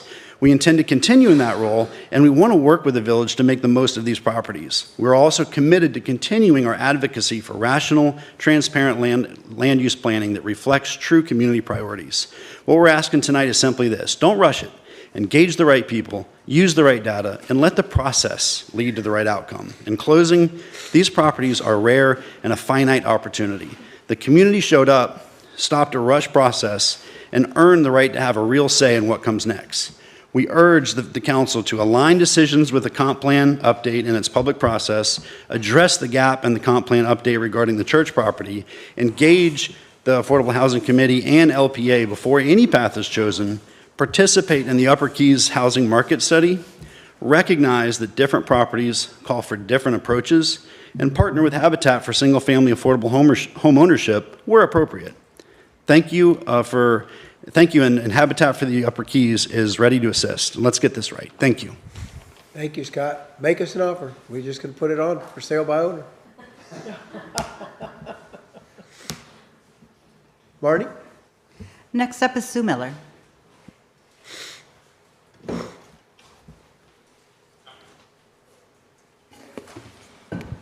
Sue Miller, Lower Matacumbe. representing the Islamorada Community Alliance. When I came here today, I was pretty happy. And then I hear $790 million. And I think, geez, maybe it's a good thing to be as old as I am. I don't have to worry about it, do I? Just my kids and my grandkids. And I hope that you guys come up with a good plan. I was just absolutely astounded that during a part of the meeting where there's no public comment, just discussion, that you casually decided to put a for sale sign on a property that's owned by the people of this community. I think that we clearly need to decide that as a village, not just casually say, yeah, we have 3 people here that would like to put up a for sale sign. I was just absolutely appalled by that. I cannot believe that you make the kind of decisions with a thumbs up that you make without getting the community involved with workshops and with surveys or whatever. It was just, I'm still in shock. Good. Number 3. I'll call it Legoland because I always forget what the real name is. I like the idea of what you're suggesting. I think it's been unfair to our taxpayers for a long time to have to drive past that very dense development with 55 stilt homes and know that they don't have to pay ad valorem taxes like the rest of us homeowners do. And so I really commend you, particularly the mayor, for being consistently looking for a solution to this problem. And I have a suggestion before you go to the degree that you're talking about. I think that the Florida law that has caused this dilemma states that every dwelling, no matter whether it is a mobile home, a manufactured home, a modular home, or a concrete bunker, if it's in mobile home park zoning, it will be considered a mobile home and will be treated that way. Dawn doesn't agree with me. Well, finish your, I don't want to take away from your time. It's your floor. If that's the case, or if it's not the case, I believe that while we're working on our comprehensive plan, our future land use maps, and our zoning maps, that we need to change the zoning on that property. It is a mobile home park zoned property, and there isn't a single mobile home on it. And if we want to correct our zoning, that's where we should start. They shouldn't be a mobile home park unless they want to change all of that development to mobile homes. We don't have a RV park designation. We allow RVs in mobile home park zoning, but we don't have a RV zoning. There is, I don't know what the appropriate zoning, but now that we're working on a new comprehensive plan, I think we should correct their zoning, and what they're allowed to do is fine, but it should be zoned properly. So we allowed them to create a non-conforming use. We gave them the permits to do a non-conforming use, and we should correct it. Thank you. Thank you, Sue. Okay, next up on Zoom, we have Ken Thomas. Hold on just one sec.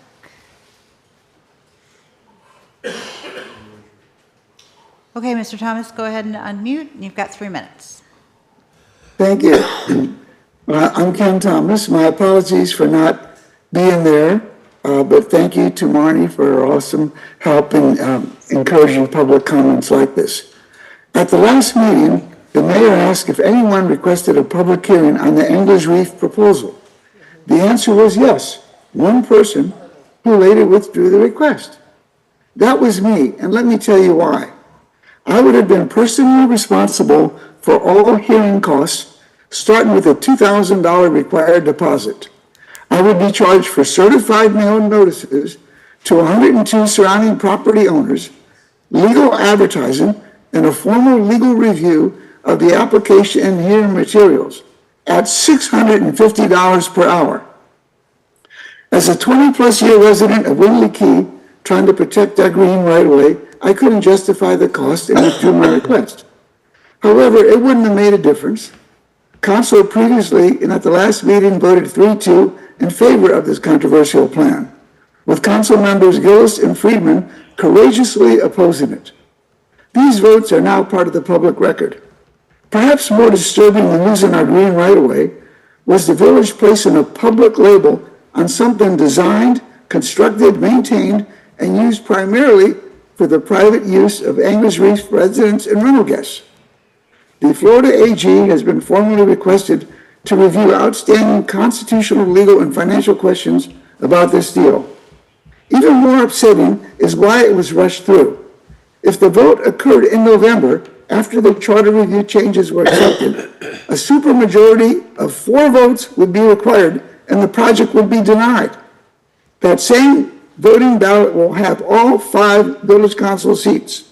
Residents will then have an opportunity to evaluate this decision along with many others and determine whether this is the direction we want to go. What concerns me now is a precedent for Sun Outdoors. Instead of going to them for taxes, they may come to us and say they want our right-of-way to park. And what about our legal exposure? For example, if there is an accident at that new Anglers Reef parking, somebody backing onto the busy old highway, you can be sure Morgan & Morgan will be going after the village's deep pockets for rushing through this deal without a traffic study, changing the backup ordinance, and public safety comments by our engineer. Everyone's entitled to their opinion, but the facts are the facts. The voters and ultimately history will decide who made the right decision on Anglers Reef. Thank you. Thank you, Ken. What's up with that speaker? Do we know, is it the TV speaker that we're having a problem with, or? We have an RFP out now to upgrade our equipment here because it's at its end of life. So we'll be coming to you guys in the next couple of months with that. Thank you. Thank you. You talking about the microphone, like for the speaker? Yeah, the speaker, that whatever's going on, it's really muffled. From Zoom, it's a little bit different quality too. We can't control the microphone. But the audio in this building is going to be fixed. Awesome, thank you. Marty, anyone else? There are no further speakers. No other speakers. Is there anyone else who would like to speak during open public comment? Very good. Hearing none, let's move on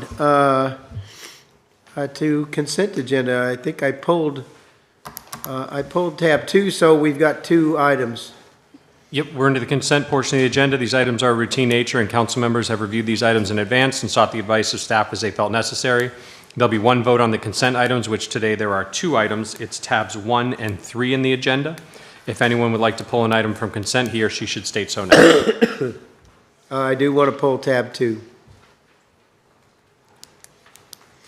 In tab 1, the minutes had the correction, correct? Yes, we were given a corrected page. There was Yes. 1 item on that 1 page that was, that The Steve, vote I total believe, was found corrected was in on there. tab 23. All right. Do we open that up for public comment? Is there any public comment on that? Yes. Marty? I don't have anyone signed up for this. Is there anyone that would like to have public comment on the consent agenda? All right, hearing none. Do I have a motion to approve tabs 1 and 3 for the consent agenda? Motion to approve. There's the motion. Can I have a second? Second. All right, is there any opposition? Hearing none, motion carries by unanimous consent. We can now, actually, we could go on and move on to tab 2, if it's okay with you guys. Tab 2 is a resolution of the Village Council of Islamorada Village of Islands, Florida, approving the interlocal agreement between Monroe County, Florida and Islamorada Village of Islands to provide reimbursement funding from boating improvement funds during fiscal year 2026 to 2027, authorizing village officials to implement the terms and conditions of the agreement, authorize the village manager to execute the agreement, authorize the village manager to expend budgeted funds, and providing for an effective date. Fantastic. So Lisa, I had a question about this, and I asked Ron earlier, and he wasn't sure about it, and it says in here that Monroe County, we can submit an application, Monroe County, for consideration of up to $30,000. Did we ask for $30,000 from Monroe County? I didn't actually do the grant. Alyssa did the grant, but we've gotten $14,000. Can you speak right into the microphone, please? We've gotten $14,000 for the last 3 years. It started at 10. I misspoke. It was 10. But did we ask for 30 if 30 is available for us? Did we ask for 30? Alyssa would know that. I don't know the answer to that. We don't know that? Okay. And, It says that we did, but submit an application, Monroe County, consider an award up to 30,000, and then Monroe County approved 14. Did they give a justification of why they only? They give us what they want. I don't think we're the only applicants for the grant. I think they just distribute out the monies to whoever. Do we know how much Monroe County has available to them for these particular kind of projects? I don't. We've just had this one grant since the duration, since 2021 at least. But they were only giving us 10,000 prior to this. And in the last 3 years, we've had 14,000. All right. And then we match. So in other words, we did not get an increase this year? No. We've gotten 14,000 in the last 3 years, and that's just what they give us for it, and then we match. And it all comes out of the Marina Fund. Well, It all comes out of the what? Marina Fund. It Oh, doesn't come Marina. out of taxpayers. and I see that it's to be used, are you using it just for navigational buoys, or what did we? It's the 200-foot offshore buoys. Those 200-foot offshore buoys? And how many buoys can we repair for $14,000? Well, usually I get around 10 at a time. I mean, it really depends on weather. If we get a storm, we can lose a lot of buoys. Last year we didn't hardly use any. So I just order 10 at a time. That's around $2,000 for 10. And then Carlos has a PO to install them. All right. And so we don't know how much it is per buoy. It's $2,000 for 10 or For 2,000 10, they're a each? couple $100 a piece. And that Okay. doesn't include the installation. That does Right. not Right, include, that's a that's that's a just a separate material. PO, Right. yeah, that's a PO. Right. And do we have somebody in our library that installs these for us? Carlos from Towboat US. Okay. All right. That went out for bid, and he got the bid. Maybe, John, Ron, I'm not sure how we do this, but is there a way that we can find out how much Monroe County has available and why we submit for 30 and we've been getting 14 and they're not? Is there somebody at the county level that we could talk to and ask them, Yes, They'd I be a little I more have a meeting generous with scheduled us? next week with Christina Hurley, the county administrator. I can ask her in the meeting. Okay, I think we should. I think they ought to at least justify why we're asking for 30. We've been given 14 for lots of years and not getting anything more out of them. And I have a suggestion. Yes, ma'am. On this. I'm not sure, but I'd like the ability to ask Kara, TDC, if these buoys would qualify for capital funds because it's in the water, it's used by the people, I do know that TDC funds are not for general maintenance, but if they're new buoys, I don't know. I'd like the ability to go ahead and talk with Kara about that. All right, well, maybe Eric can look into that too. So I shouldn't call her. I'm asking for permission to call her, to talk to her. I don't have a problem with that. Nope. Thank you. Steve? Lisa, are you aware of generally how many buoys we have set for 200 feet, or whether it's slow motor or any of those that are village responsible buoys? The only ones that are under this grant are the 200-foot offshore. Okay. And that's, I think it says in here how many there are. It's 135 navigation yeah. buoys. Those are the ones that are just around. 135 buoys, okay. Just for the 200 feet? For the Almirada 200-foot offshore, yep. The Port Antigua buoys, all that. It's a lot, and doesn't- they're constantly moving and breaking. Yeah. One storm and we could lose a lot of buoys. All right. Well, I was the one that brought that up. Is there anybody who would like to move to approve this? I'll move to approve. I'll second. Okay, we got a motion and a second. Is there any opposition? Hearing none, motion carries with unanimous consent. There was no public comment for that item either.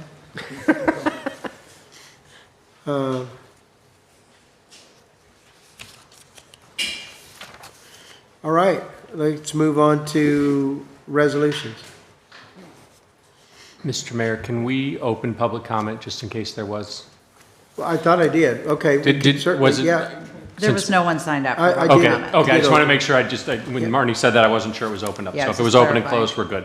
Yes. So tab 4 is a resolution of the Village Council of Isla Mirada Village of Islands, Florida, approving the final rankings and recommendations of the RFP 26-03 Evaluation Committee for selection of a contractor for on-demand electric vehicle ride-sharing services, authorizing village manager and village attorney to negotiate an agreement for the services, authorizing village manager to execute the agreement, authorizing village manager to expend budgeted funds, and providing for an effective date.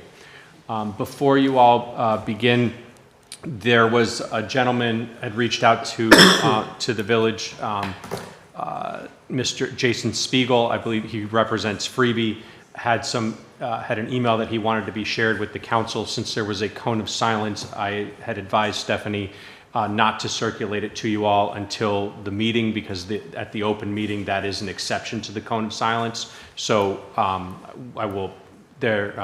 Marnie or Stephanie, one of them, had printed out these emails, so I just wanted to provide that to you all, but it could not be provided to you all in advance because of the cone of silence. So I will pass that out. It's an email. It says, We gotta read it silently. We gotta read it. Yeah, it's titled RFP 2603 Pricing Clarification. And so it looks like he's reaching out regarding a recent blog post about the rideshare workshop and clarifying what he's saying is clarifying some statements. I didn't read anything about it, so. So I have not read this yet, so it went to Stephanie pursuant to the cone of silence directives. Do you want to take a break and just read this and come back, or what do you want to do? Anna has to go back. So do I. Oh, stop. Don't say that out loud. I do. Then it might be a good time to take a break to review this. This would be a good time for us all to review this for the next five minutes. All you have to do is a motion to take a break. You're turning red. She was trying to get your attention, and you just totally ignored us, and you started reading. I'll make a motion Look at y'all when okay, we're gonna, for reasons that we're not gonna talk about, we're gonna take a 5-minute break. Thank you so much.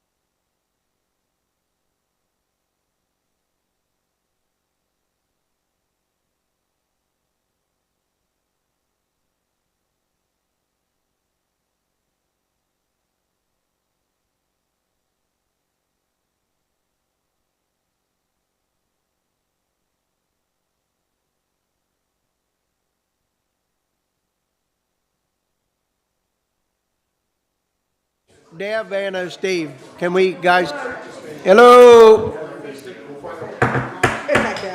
Come on, guys, let's go back to work. Get that gavel. Bang that gavel. Ty's in the middle of billable minutes, so we need to stop this and we don't want him to retire off of this. Okay. All right, you good? Are we good? All right, let's call this meeting back to order. And let's pick up where we left off, John. We've read our resolution on the RFP for our on-demand service. We were given just a recap, we were given an email that couldn't be sent to us until tonight because of the cone of silence, and we couldn't talk about it. But now the resolution is up, so we can talk about it. And I should also mention that it's my understanding the reason it was sent via email is because the gentleman couldn't be here tonight. Okay, very good. Peter has a presentation. Do you want to go first, Deb? And you want to talk first about this? Yes. Okay. Yes, but I have a request. The floor is yours. Because we were just given this longer email that has lots of stuff in it. I'd like to postpone this till Thursday night, so that we have time to digest what's in this. Okay. Anna, you okay with postponing this to Thursday? It's a fairly short agenda on Thursday. Give us time to look at this. Steve? That's fine. Thursday's fine. Okay. Sharon? You okay with, let's go talk about this on Thursday? Yeah, I gotta read this too. This is sort of. Yeah. Yeah, Yes. I think so. I think that's probably a good thing to do. Peter, why don't we see if we can reconvene this with you on Thursday? Is that okay? That's fine with me, yes. Are you in a different time zone or something? No, I'm at home, but Thursday I'll be there in person. He's in. Okay, all right, be well. 2 days We'll to talk get soon. well. It's probably better anyway. You look like you've been through heck. Yeah. Thank you, council. That's not a problem, Dad. Very good. So we're gonna pull this item and we'll reconvene on it on Thursday. So moving on, why don't we move on then to tab 5?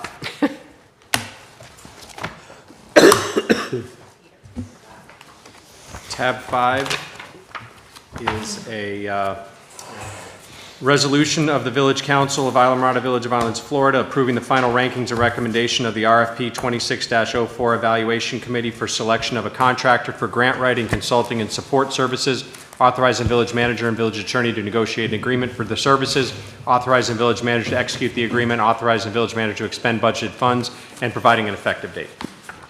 Very good. Is Peter gonna do this one for us?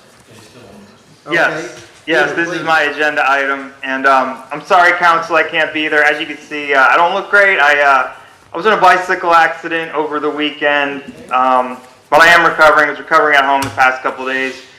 Got some road rash, but I'm doing fine. It's all just cosmetic injuries, and honestly, I'm fine. So after a little bit of repair work, I'll be good to go. So yes, the agenda item. So the village does recognize that obtaining grant funding is a critical and important function to enable the leveraging of local public funds. So to help the village find and apply for funding for a variety of uses, we are seeking a consultant to assist in researching and identifying potential grant opportunities and to provide strategic grant writing and administrative services associated with the completion and submission of grant-funded projects. On April 2nd, 2026, the village did issue RFP 26-04 to solicit proposals from qualified proposers to provide grant writing, consulting, support services, also known as the services. So the village did receive a total of 10 proposals in response to RFP 2604. And to evaluate and rank those proposals, an evaluation committee was established by the village manager. The 10 responsive proposals were reviewed and scored by the committee in a publicly noticed meeting that was on May 20th, 2026.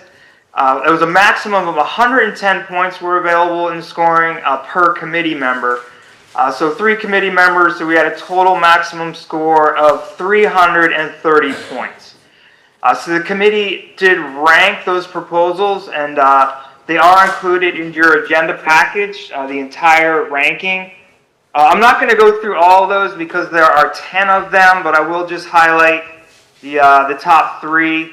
The first ranked proposal was from Langton Consulting with a score of 292. Second was Calvin Giordano and Associates with 280 points. Third was EcoStrata Services with 278. So adoption of the proposed resolution that would approve the ranking of the RFP 2604 Evaluation Committee and the recommended selection of Langton Consulting to conduct the services, and it does authorize the village manager to enter into an agreement with Langton to complete the services. So budget-wise, the proposed budget impact and cost of these services is expected to be $48,000 annually. That would be based on Langton's proposals, and that is accounted for in the general fund in the expense to professional services account of the village manager. And it is recommended that the village council adopt the proposed resolution approving the ranking and recommendation of Langton. And happy to answer any questions. I have a quick Very good. question. Thank you, Peter. Quick question.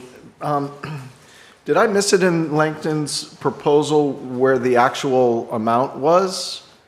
I didn't see that. I didn't see it in their proposal. You must have. I mean, Okay. it was in there. And that was 48,000, or what is that, 4,000 a month? 48,000 was correct. Yeah, it's on the page that has a green heading that says cost proposal. Grant development service for annual price of $48,000, billed equally installments of $4,000. Okay, thanks. I just missed it. Very good. Is there any other questions, comments, Peter? All right. Is there any other comments from council at this moment? Let's open it up to public comment, though. Any public comment, Marty? I don't have anyone signed up for this item. Is there anyone like to comment on this? Hearing none, comment is closed. Do I hear a motion? Motion to approve? Got a motion to approve, is there a second? I'll second. We got a motion and a second. Marty, will you call the roll? Councilmember Anna Richards? Yes. Councilmember Deb Gillis? Yes. Councilmember Steve Friedman? Yes. Vice Mayor Sharon Mahoney? Yes. And Mayor Don Horton. Yes. That motion passes 5-0. Before we continue this, Yes. can I ask a question of John? Sure, absolutely. This freebie thing that we just got, that still keeps us under the cone of silence, correct? Yeah, because it was disclosed and discussed during the public meeting. But yes, you mean the deferral? Yes, you are still under the cone of silence, so you all would not be able, the proposers would not be able to speak with you or anyone else that they're prohibited from speaking with.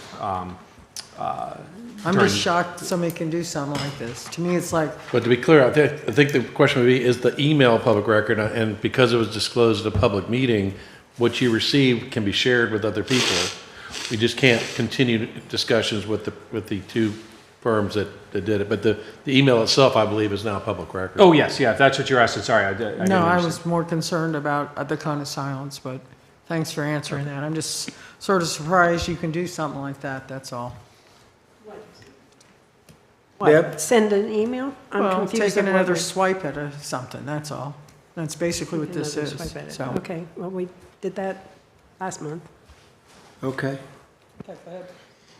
All right, let's move on to the next, our next item, which would be tab 6. Right? Tab 6 is a preliminary rate resolution of Islamorada Village of Islands, Florida, relating to the collection and disposal of solid waste within the village for fiscal year 2026-2027. establishing the estimated assessment rate for solid waste service against assessed property located within Islamorada Village of Islands for the fiscal year beginning October 1, 2026 through September 30th, 2027, directing the preparation of an assessment roll, providing for public hearing and notice thereof, and providing for an effective date. Ms. Hattie? Council. I think I spoke to most of you about this already, but this will be a $40 a year increase for the residents for their solid waste. And if you can look at attachment A, that still does not balance the fund. We would still be supplementing with general fund at that point. So this would be a good start to trying to balance that fund out. Is there any questions or comments to Ms. Hattie? I should have asked this before. Is there any one general expense that is driving this, the expense side of this up? The solid waste contract, yes. And the figure that I used for this proposed budget, the current CPI is 3.8, so I just increased it by the 3.8%. That could potentially increase or decrease. I wouldn't expect it to decrease too much, but, and technically with the solid waste contract, they can go up to 5% a year. So this is just accounting for a 3.8% increase from last year's services. Does this bring us? So, go on, Deb. So last year, I may be asking the same thing you did. Last year, did we have a negative last year also? I'm sorry? Did we have a negative figure last year yes. also? Yeah, we supplemented And we last year. chose not to raise it at all last year, is that correct? We went from 490 to 510. Oh, okay, I'm we not did. sure You're if that right. was last year or the year before. Last year was a little bit of a rush for the budget, so I'm not remembering if it was last year that we did it or not. Okay. I think All we right. we chose not to do a big hit to the residents last year. I think it may have been the year before that we increased it to the 510. Does this bring us into black? No. No. Nope. But this is the maximum that we can charge until we go back to resolution to increase the cap of the annual assessment fee. And when do we anticipate to do that? It would have to be sometime in the next budget cycle. So I did another look around to do a comparison, and I wanted to see not just in the Keys. I wanted to move out of the Keys. So I looked at unincorporated Miami-Dade, and they pay over $700, and they don't get near the service we get. They get 2 trash pickups a week. They get 1 recycle pickup every other week. They get no bulk trash or tree trash pickup. They throw all of their tree trash in their general trash. They're only given 1 trash can, and they have to pay for a second. And so our fees are extremely reasonable. But I see no reason for us to have to offset the cost. So whenever we can look at that, I don't see a reason for the taxpayer to have to offset the cost of the user. I don't. I don't know what the council feels, and I guess we'll figure that out during the budget season, but I think this is justified increase for sure. And this is just the preliminary, so the mailings that will go out to the residents, and then you'll have to vote on the final rate resolution. Thank you. I wasn't saying that I don't think it's justified. I was just No, trying I- to get the history, the background of it. Yeah, Yeah, no, I we're wasn't implying $220,000 in the negative. Yeah.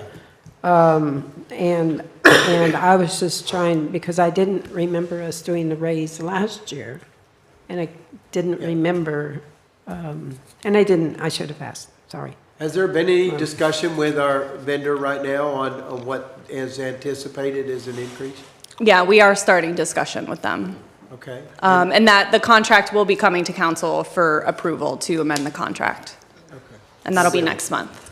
So I think part of Don's question was that the maximum in our current resolution, is resolution? that we can charge is the 550, which is what you guys are suggesting currently. Yes. Okay? I think your question was, when would that ordinance, a resolution come back to us that we change it from 550 to, I don't know, 600? So that we have the leeway that we've had up until It'll be today. in the 26-27 budget cycle. That It would be, we resolution? wouldn't have enough time to do it before this budget cycle, The resolution will be in the budget cycle? next fiscal year. A resolution to increase it above To the increase 550. yes, above the 550. We can't do it any earlier. Why That do would we be a have to question wait for a whole John, I'm year? not quite sure. Like, Yeah, John, is there a way to change our current regulation or No, or I- resolution that that's- limits us to the 550 To increase the cap. to increase the cap? Is that Before the something that budget. we can entertain sooner than October 1?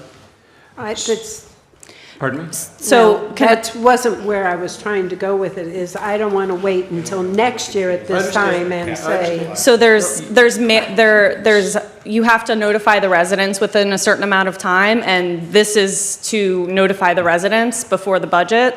So I don't know that we would have enough time to do that before Yeah, the budget. And that cap would have been done through an assessment, so I think we'd have to go through the assessment process to remove that cap also. Okay. So I don't think we could do it by the time, for budget purposes, in time for that.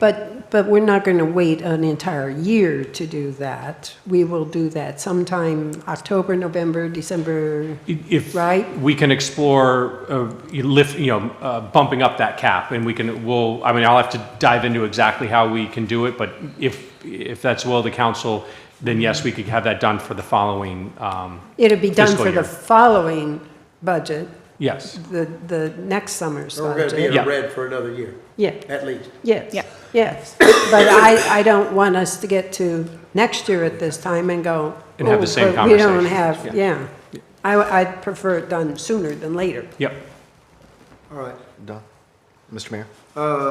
Yes. Just real quick. When was that cap originally set for the 550? Do you know how long ago that was? Long time ago. I'm not quite sure. That would be interesting to find out, because I think that would give 3 more years? justification. Sue says 3 years. Yes, yeah. Sue said what? 3 years. Okay, 3 years, all right. So Seems about that right. that was set I thought it before, was longer than that. then that would have been set about the same time as we brought on the new vendor, right? No, it was before that. It was before that? I believe so, yeah, because I think Okay, then it is time to revisit. we're coming up on our third Yeah, amendment for the contract. yeah, it's time to revisit that. Okay. There are other ordinances or other assessments that have the same kind of clause in them that we won't be able to apply it this year, but we need to look at them for next year. Yeah. Stormwater is one I also think to start that's- thinking yeah, about. Absolutely. All right, very good. Let's see, open it up to public comment. Is there any public comment? I don't have anyone signed up for this one. Is there anyone would like to comment on this? Hearing none, public comment is closed. Guess we're looking for a motion. I'll make a motion to approve. Got a motion to approve, is there a second? Second. Got a motion and a second. Marty, will you call the roll, please? Councilmember Deb Gillis? Yes. Councilmember Anna Richards? Yes. Councilmember Steve Friedman? Yes. Vice Mayor Sharon Mahoney? Yes. And Mayor Don Horton. Yes. That motion passes 5-0. All right, let's move on to tab 7, which is the Terry Abel Show. Tab 7 is a resolution of the Village Council of Isla Mirada Village of Islands, Florida, amending a continuing services agreement fiscal year 25-26 expenditures from Early Alert, Inc. for emergency management consulting services, authorizing village officials to implement the terms and conditions of the agreement, authorizing the village manager to expend budget funds, authorizing the village manager to execute the agreement, and providing for an effective date. Where do you get those shirts? A little bit everywhere. Most people find them and they send me a link and then I just buy them. So it's summertime. It's time for grilling glizzies. All And right, who doesn't Terry, love tell us America? what's going on. Grilling glizzies, hot dogs. No. All right, so what's going on is the fire department is very costly to run, but it's very complex as well between the fire aspect, the emergency management side of things, and the EMS side. The complexity and the aspects that we have to cover are constantly changing. The processes that we have to do, the maintenance on all of our equipment, our procurement process, the equipment cost that we have to buy, it just isn't cheap. It isn't reasonable. Our staffing levels, our manning levels, all that good stuff. So what we're doing is we're trying to get ahead of the curve because I know we're one of the costlier departments to operate. What we're trying to do is chase down a third-party outside person to do an assessment and an audit of the fire department to find out what our strengths and weaknesses are so that we can address it pre-budget season and hopefully either find out I've been doing it right for the last 15 years or figure out how I can make it better, whichever way. We are already under contract with Early Alert. What Early Alert has done is he's hired one of his subcontractors for an additional fee. So that's what we're doing is the whole cost isn't the 114 that's actually in the resolution. We're just raising the cap to that 114 number on top of the 70,000 that we already have on retainer for Early Alert for emergency management services. And again, they're working on our comprehensive emergency management plan, our continuity of operations, and our debris management plan. All of our FROC stuff with Florida Department of Emergency Management, all that good stuff. So they're playing middleman between some of the complexities that are always changing because it changes a lot and that's their jam. And I'm doing fire, doing EMS, and doing EM. So it's a lot for me to try to keep track of, so we utilize an outside service. Wonderful. Terry, I think this is awesome. I think that what you're doing here is you're self-assessing your department and seeing what you can do maybe different and better, or that you're doing everything great. It's an audit that's well needed, and I commend you for dozing your own department and Right. figuring out what if there might be some issues on it. I think it's wonderful. And it's been 23 years since our department's been doged. So we actually hired a company back in '03 when the department was very early on and starting to grow. So we utilized that. They helped us work on a strategic plan for moving forward. We obviously followed that. And then we had to extend it out on our own. So now we're just seeing where we're at, seeing where we can make it better, do something better for our community, more cheap, more reasonable, That's more awesome. feasible.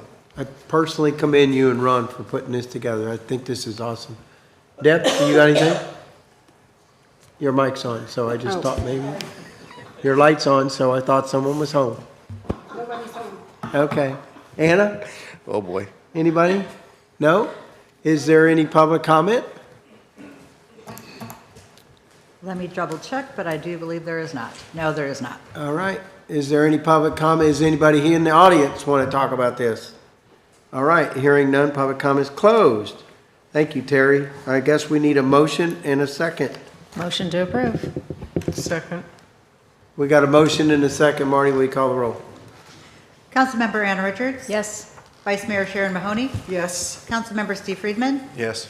Councilmember Deb Gillis? Yes. And Mayor Don Horton? Yes. The motion passes 5-0. All right, John, let's move on to ordinances.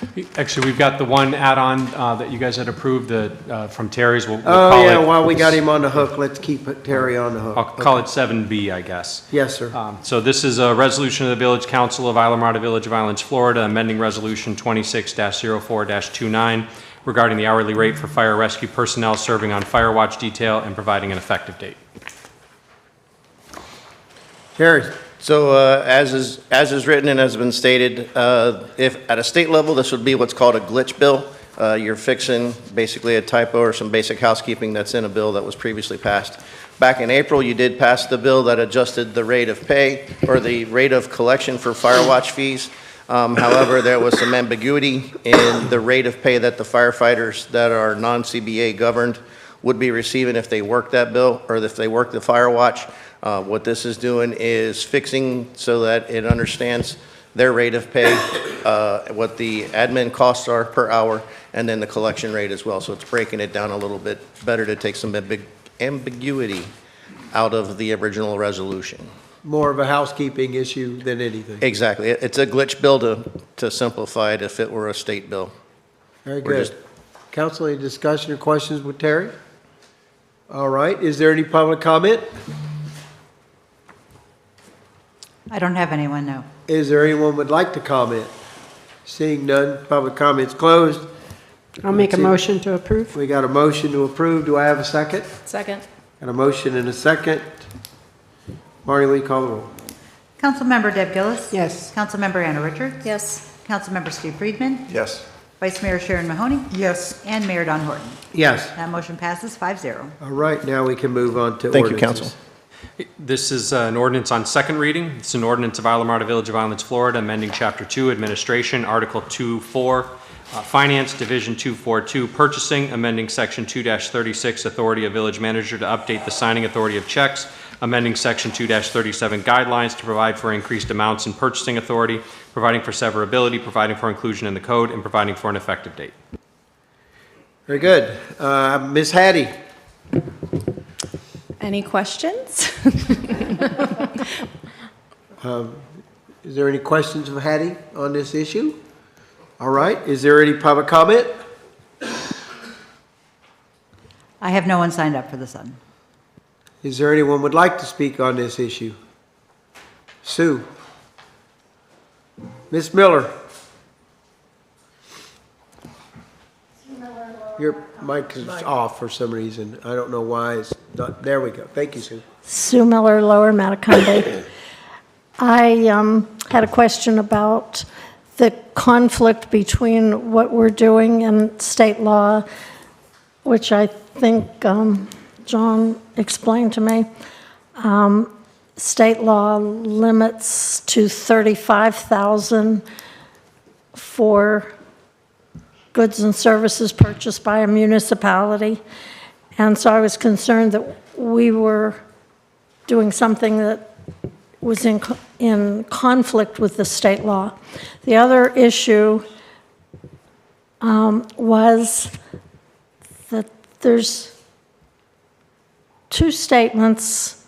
One, if the value is under the new 50,000, and one if it's above 50,000, and they're not the same.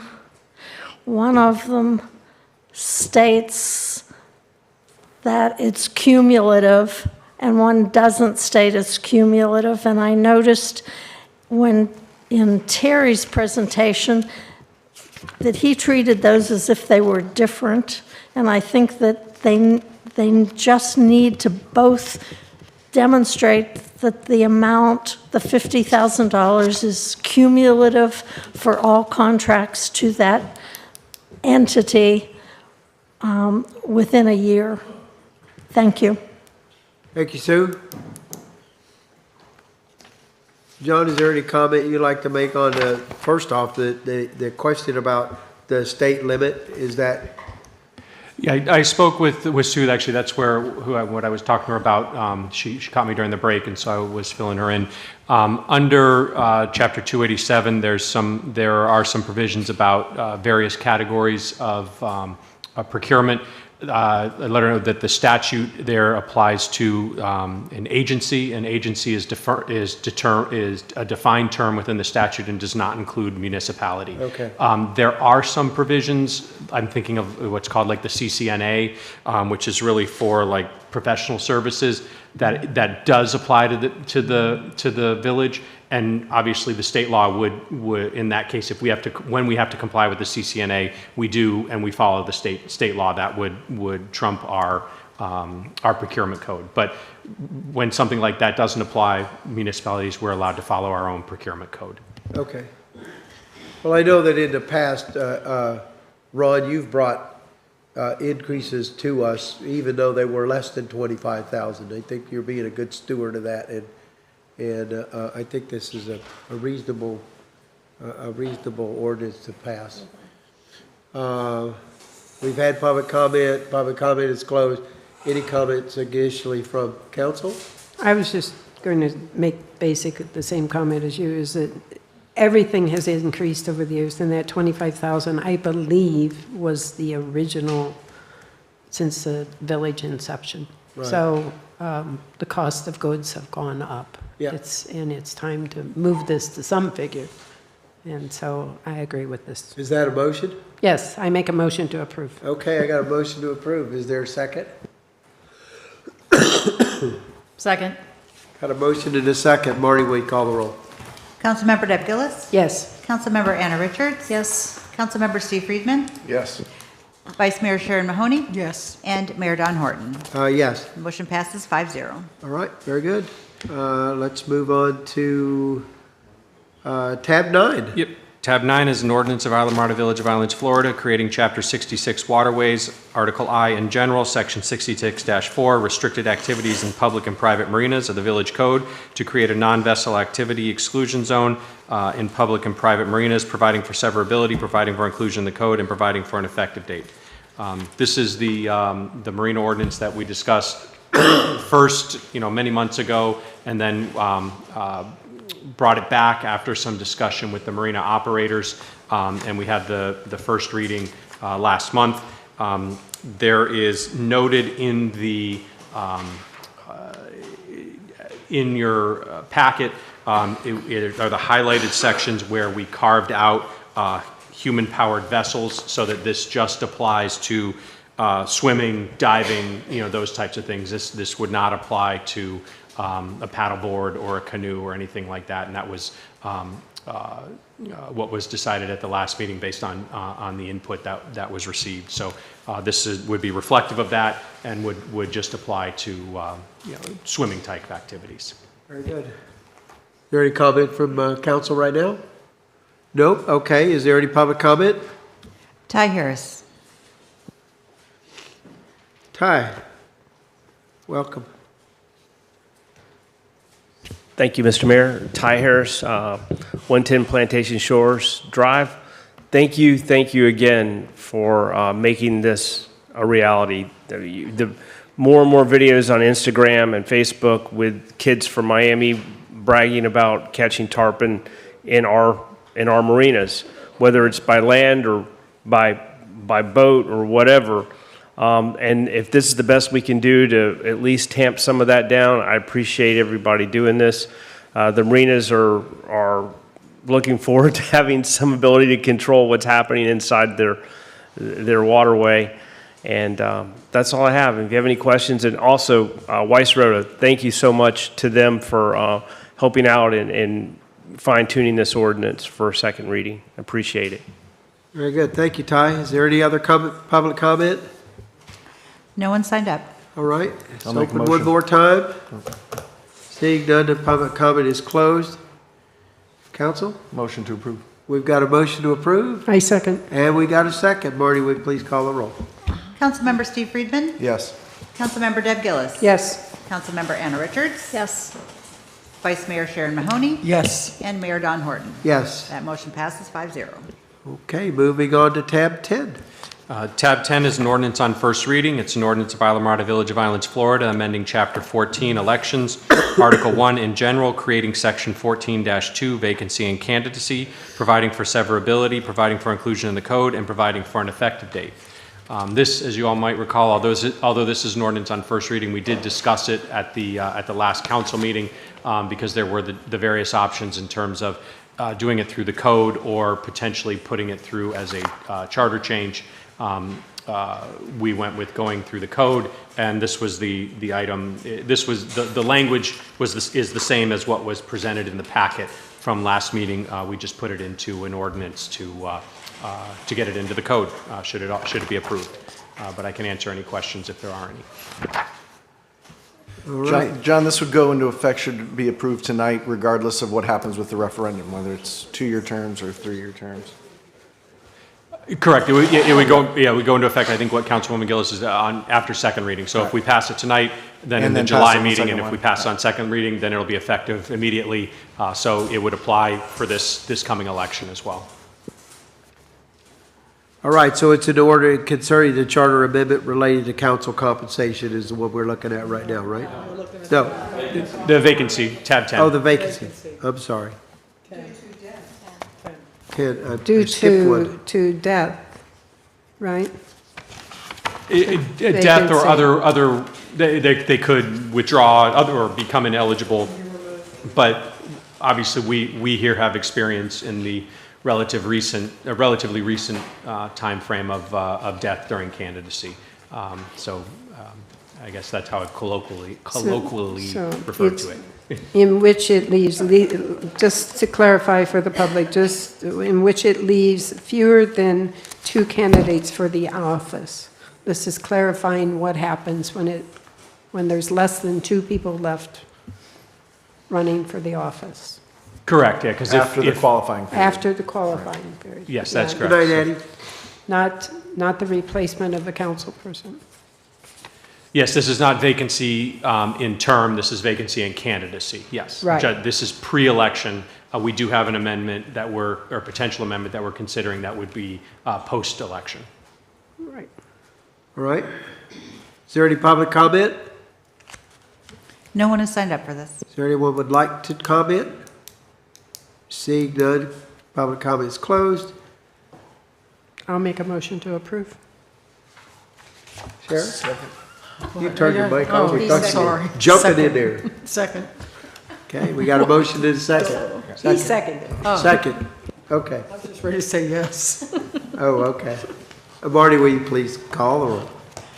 Councilmember Deb Gillis? Yes. Councilmember Steve Friedman? Yes. Councilmember Anna Richards? Yes. Vice Mayor Sharon Mahoney? Yes. And Mayor Don Horton? Yes. That motion passes 5-0. Okay. Tab 11. Tab 11 is also an ordinance on first reading. It's an ordinance of Islamorada Village of Islands, Florida, calling for a referendum vote to be held with the general election on Tuesday, November 3rd, 2026, providing for submission to the electors of a proposed amendment to the village charter relating to 3-year staggered terms of office with 3-year term limit, providing for placement on the ballot, providing for requisite ballot language, providing for notice of election, providing for authorization of village clerk and for village canvassing board, providing for severability, providing for inclusion in the charter / conformity of amendment, and providing for an effective date. This is one of the amendments. We discussed this at the last, we discussed all of these at the last meeting. I can go into further detail if you all would like. This is the actual ordinance that includes the ballot language and the ballot title. There are statutory word limits on each one of those, so these were drafted to make sure that we stay within those word limits, which is 15 and 75 words respectively. There is one item that, or one sentence that I did change from the Charter Commission because as I was preparing this, I realized what happens if more than, so we drafted it, if you're unopposed, you get the 3-year terms. We didn't account for, during the discussion at the Charter Commission, what if more than 3 people are unopposed? What if 4 or all 5 of you aren't opposed? How are we going to decide who gets the 3-year term versus 2-year term? So we put in a provision for your consideration. It's the second to last sentence in the underline on page 3, where if more than 3 people are unelected, unopposed, it would be decided by the drawing of lots. So, who has the longest straw, pick the name out of the hat. We could figure out, one of those methods, but, that way there's a fallback method. And again, this would only apply for this election, where if this passes, how it's being staggered, but we just needed to account for some way to choose who that would be if that does in fact happen. Thinking ahead. Good job, John. All right, is there council discussion? I would like to make sure that the public knows that doing this 3 years, and I know it's up to them, is going to cost the taxpayers more money. Is there any way we can, not unless you, I guess, thought about it, you would realize it, but to do staggered 3 years terms means special elections, which Yeah. means money to the taxpayer. So can that be brought out somehow, or how do we? Yeah, I think the Charter Review Committee talked about that, and I think they actually came up with a number. They felt like it was going to cost $27,000. No, they were guessing, I think. Yeah, I think that came from Supervisor of Election. Okay. But they did have that. They did have that Okay. discussion, and they just felt that if they tried to go to the 4-year to where it fall with a Yes. general and a presidential election or whatever, that it probably would just. They felt that it would fail. I think that was the discussion. But yeah, we really do need to. Well, I don't know how much we can get the word out on don't these either. things, but because it's not like we're supposed to promote these or No. not promote them. But you're right, Sharon. Everybody needs to know it's going to cost. It's going to cost Yeah, more on it's those gonna off cost years. more. And again, Yeah. I know this is up to the public, and I don't know Yeah. if this will pass or not, but I think that needs to somehow play into this, that it's, 27,000 more taxpayers' dollars that we're gonna be doing this for. Yeah, we wouldn't be able to fit it into the ballot language because of the word count, but, and I'll reconfirm this, I mean, it's as to exactly what the village could do. The village, Mayor, you're correct, we can't lobby on behalf of one position or another, but the village could put out factual information. I'll double check to see what the kind of the boundaries are as to what that is. But it sounds, to me, it sounds like that would be that, based upon the current estimate of the supervisor of elections, a special election would cost X amount of dollars. Every third year. Yeah, every third. Okay. So Deb, did you have something you would say? Yeah, so I watched all those meetings also, and the four-year would be better because we hit national elections, as we've all said. But the strong sentiment to go to staggered terms was the driving factor for this 3-year. And I agree in staggered terms, but I do not agree with staggered terms on 2-year terms, because that means every year we're going to have an election. Oh, that'd be crazy. Now, that being said, even in 3-year, and this is part of our opportunity of educating the people, this year we'd have an election, next year we wouldn't have an election, and then we'd have 2 years in a row that we would have an election, and then we'd have a year off again. That's how this would work on staggered terms. Yep. And that once again, it falls, some of those, I didn't figure out when that national is 28. Yeah, we would have an election in 28 with the national in 32. I think eventually it falls that we would not have an election in a national election, but the pros is that you extend the council so that they can serve better, because I do believe that education sitting here serves better. The cons is that we're going to have elections in off years and there'd be an expense to it. Yeah. So. Right. All right. Heather? I was just going to say that can't we put out some informative things on all the referendums that we're going to put out there, like through our newsletters or on our website, that it describes all of the ones that we're going to put on the ballot? That way it's not just I think you're picking right. and choosing which one we're going to do, but then that way so everybody is fully informed, because that's the only thing I cared about too, was the cost that it was going to. It's like John said, I incur. think if it's factual and not promoting one or the other, it's Yes, actually factual. with stay it. within the guardrails, Yes. and then we can work with the village's communications. Yeah. Okay. Yeah, and I looked Yes. into it too. Basically, you can educate, you can't advocate. In other words, there's magic words you can and can't use. You cannot say vote for or against. You can't say support or oppose. But as long as you're educating, you're okay, because I checked with the state, and looked into some cases. The other thing is that individuals can do it. I've talked to some of the Charter Review Committee members and asked them to be able to go out in the community also, and they've agreed to do that too. So they'll also be helping educate. I'm not sure they'll take a position or another. They're going to be able to explain. Well, they've kind of already taken a position by voting But they on can, it. I'm saying they can also add to whatever information we need to get out there. We'll definitely put it in our But newsletters. as a council person, we can't advocate, can we? It's a little different if you do it individually. The village itself cannot. I don't know that there's a prohibition, as long as you're not spending village funds. Yeah. That, I don't think there's and John can correct me. Yeah, I think I don't think there's a individually we prohibition can. Collectively individually. It's we just a can. prohibition what the village can spend taxpayer funds on, for example. Yeah. We can't spend money advocating, we can spend money educating. Right. Right. All right. Anything else? Is there any public comment on this issue? No one has signed up for it. Is there anyone that would like to talk about this issue? Seeing none, public comments closed. Do I have a motion? Motion to approve. Got a motion? Do I have a second? Second. We've got a motion and a second. Marty, will you please call the roll?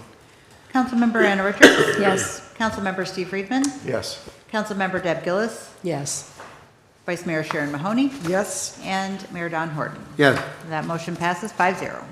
All right, moving on to tab 12. Tab 12 is an ordinance of Isla Marna Village of Islands, Florida, calling for a referendum vote to be held with the general election on Tuesday, November 3rd, 2026, providing for submission to the electors of a proposed amendment to the village charter relating to council salaries, providing for placement on the ballot, providing for requisite ballot language, providing for notice of election, providing for authorization of village clerk and for village canvassing board, providing for severability, providing for inclusion in the charter/conformity of amendment, and providing for an effective date. This would put to the voters, and if approved, would increase the council salary from $1,000 to $1,500. Our charter is a little bit wonky in that it says $300 because that was what was originally done, and for some reason, when it was increased to 1,000, they did it as a footnote saying that it was increased to 1,000. So I propose just striking the 300 and the footnote and then just putting it in as 1,500 because it's really weird. Yeah. It Because is you weird. read it and you see 300, and if you don't read the footnote, Right. you don't understand. And I'm not sure why it was done that way. It doesn't matter. That's how it is. But I think at least if we're proposing it, we should try to clean it up a little bit so that it reads, a little bit more accurately. Yes. Because, not everybody always reads footnotes. So. Yeah. Council, any discussion? Is there any public comment, Marty? No, sir. Is there anyone who would like to comment? Seeing no. I'm sorry, I wasn't paying attention, I guess. We talked about the Close public increase. comment first, Deb. Oh, I thought you did, I'm sorry. Okay, seeing no public comments closed. You're recognized now, Deb. Thank you. Yes, ma'am. We talked about the $1,000 to $1,500, but did we mention the fact that it also has an annual cost of living adjustment there beyond that? Sorry, I did not mention that, but yes, it does include a COLA adjustment that is tied to let me find to the CPI for urban wage earners. So yes. Okay. And Sorry. that language is in the proposed referendum. Yeah. Yeah, the committee commiserated over that quite a bit. And, Yes. Yeah. Okay. I wanted it out to the public. I didn't good. remember us talking about it tonight. Yeah, Thank you, Deb. thank you for bringing that. And that is in the proposed ballot language too. So that would be when somebody walks in, if they walk in and they're not aware of any educational or informative information that comes out, if they just walk into the booth and see it for the first time, that is on that question. Good. Thank you, Deb. All right, is there any public comment on this issue? Of this item? No, sir. Is there anyone who would like to comment? Okay, seeing none, public comments closed. Do I have a motion? So moved. I got a motion. Do I have a second? Your mic's on. You might as well do it. I'll second it. Okay, I got a motion and a second. Councilmember Steve Friedman? Yes. Councilmember Anna Richards? Yes. Councilmember Deb Gillis? Yes. Vice Mayor Sharon Mahoney? Yes. And Mayor Don Horton. Yes. That motion passes 5-0. Okay, on to 13. Lucky 13. 13 is an ordinance of Isla Marna Village of Islands, Florida, calling for a referendum vote to be held with the general election on Tuesday, November 3rd, 2026, providing for submission to the electors of a proposed amendment to the village charter pertaining to council member vacancies, providing for placement on the ballot, providing for requisite ballot language, providing for notice of election, providing for authorization of village clerk and for village canvassing board, providing for severability, providing for inclusion in the charter/conformity of amendment, and providing for an effective date. This would, in the event that a council member, if there's a vacancy in the council member seat after he or she has been elected, and more than 50% of the term remains, this would set up a procedure whereby the council fills the vacancy for a period of effectively 6 months, and then thereafter a special election is called, and after the special election is supposed to be called within 6 months, and that's why I say effectively for a period of 6 months. After the special election is held, then whoever is elected to that office would then assume the seat that was for the person that was appointed. So it does not remove the discussion, at least on a temporary basis, of an appointment, because obviously there's a period of time where the village would need to fill somebody so that it's not just 4 people for that 6 months, because we would need to ramp that up with for the election. And the election is, while it says 6 months, it's always, we have to work with the supervisor of elections because she has to agree to the date. So whatever the date is, obviously we would work to get it within 6 months, but if for some reason she says it's got to be 6 months and 3 days, we would be tied to whatever the supervisor tells us. Could she say 6 months and, could she say 10 months? Theoretically, she could, and there really would be nothing we could do, but we would at least fulfill our duties by working to get it within the 6 months. I mean, as long as we are, busting our tail, moving forward, and we get it to her in time where it could be done within 6 months. Ultimately, she's her own constitutional officer, so we can't dictate to her when it is. But the supervisor of elections, they always work with the cities, and they understand that there are these provisions in there, and they're pretty good about trying to get it to happen. I haven't seen it where the supervisor elections was the reason why it didn't happen within that amount of time. So we would just need to bust our tail to get it moving. And the other thing is, if for some reason it wouldn't parallel with another election, Islamorada would have to pay for the special election. Same thing, yeah. If there was not an election coming up that we could piggyback on, we would have to pay for that again. Yes. Yep. All right. Any other council discussion? Is there any public comment, Marty? No, sir. Is there anyone that would like to comment? See none? I'd like one more. What comment is bite. closed? What? I'd like one more bite. You got a bite, go for it. Okay. I just wanted to make a public point that that 6 months is still a council appointee. And I think our code says 30 days, they're supposed to fill that for the 6 months before the special election happens. It's still going to be a council appointee position. The other choice would be to fall to the next election, which is where our code gets a little wonky again in the way it reads, but it would fall to the next election, and that saves the special election costs. Right. Because you're going to have to appoint somebody anyway. Yes. All right. You had your second bite. Is there a motion? Motion to approve. There's a motion to approve. Do I have a second?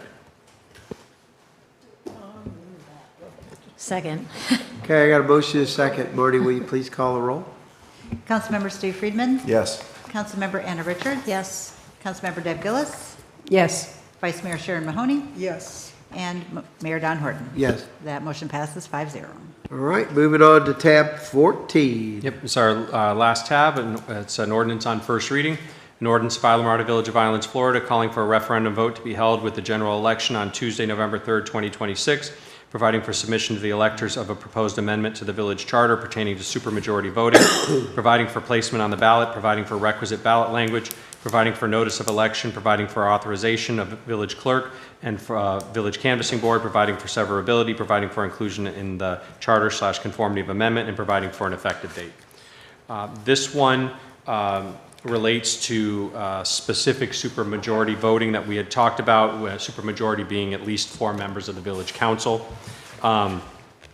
It relates to the conveyance of village-owned real property. There's also a provision that I mentioned all 5 of you individually wanted you guys to chew on it, to consider. It's the acquisition of real property by the village.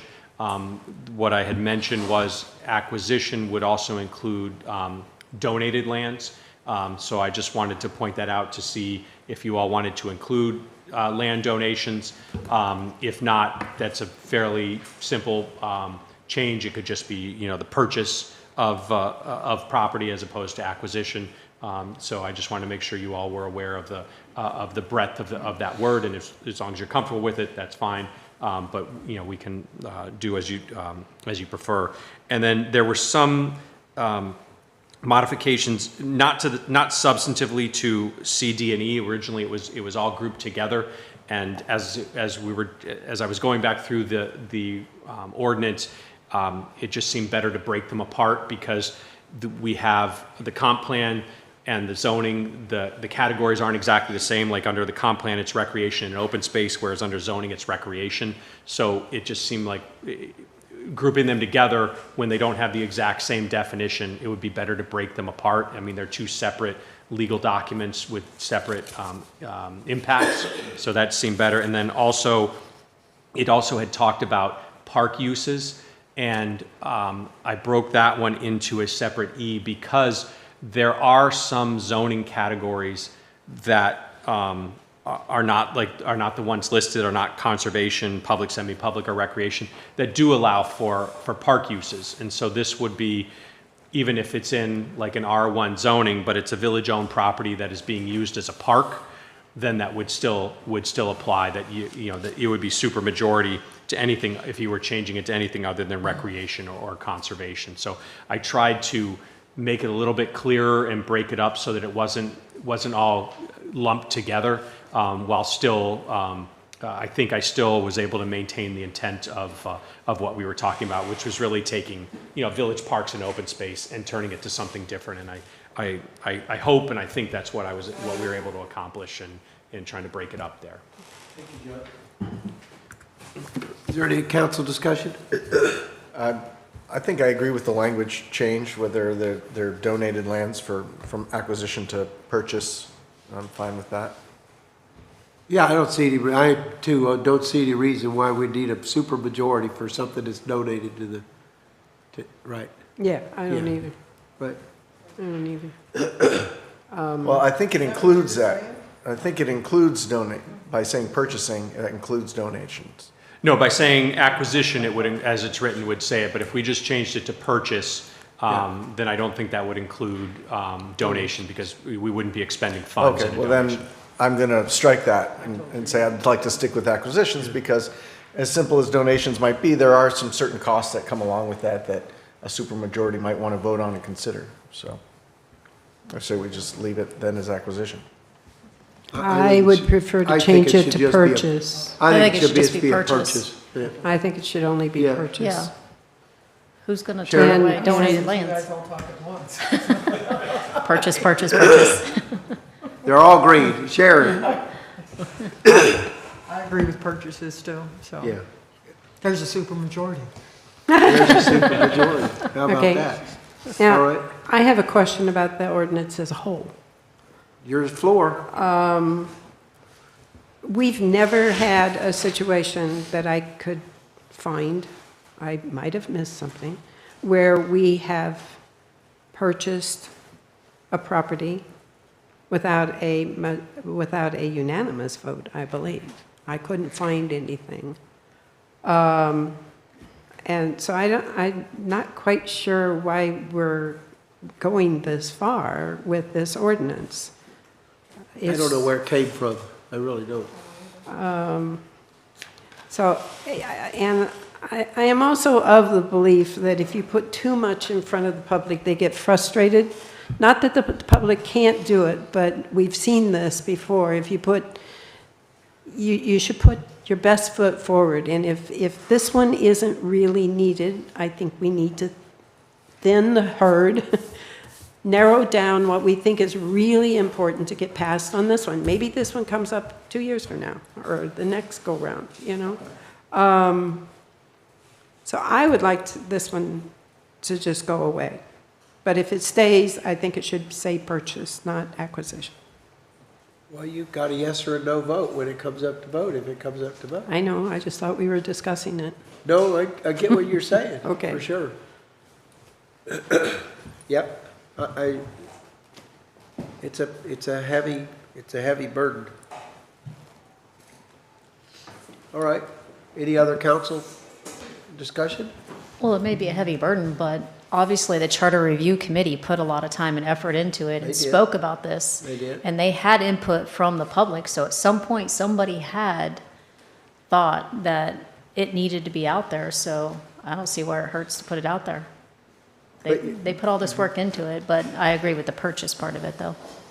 So when and if the motion is made, we need to make, if the motion's made by those that are in agreement, it needs to be with the amendment to, okay. Is there any public comment? No, sir. Is there anyone who would like to comment? Seeing none, public comments closed. Do I have a motion?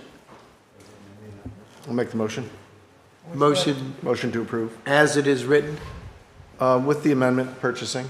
That's with the amendment if it's just a purchase? Right. Okay, So you're okay with that now? yeah, okay.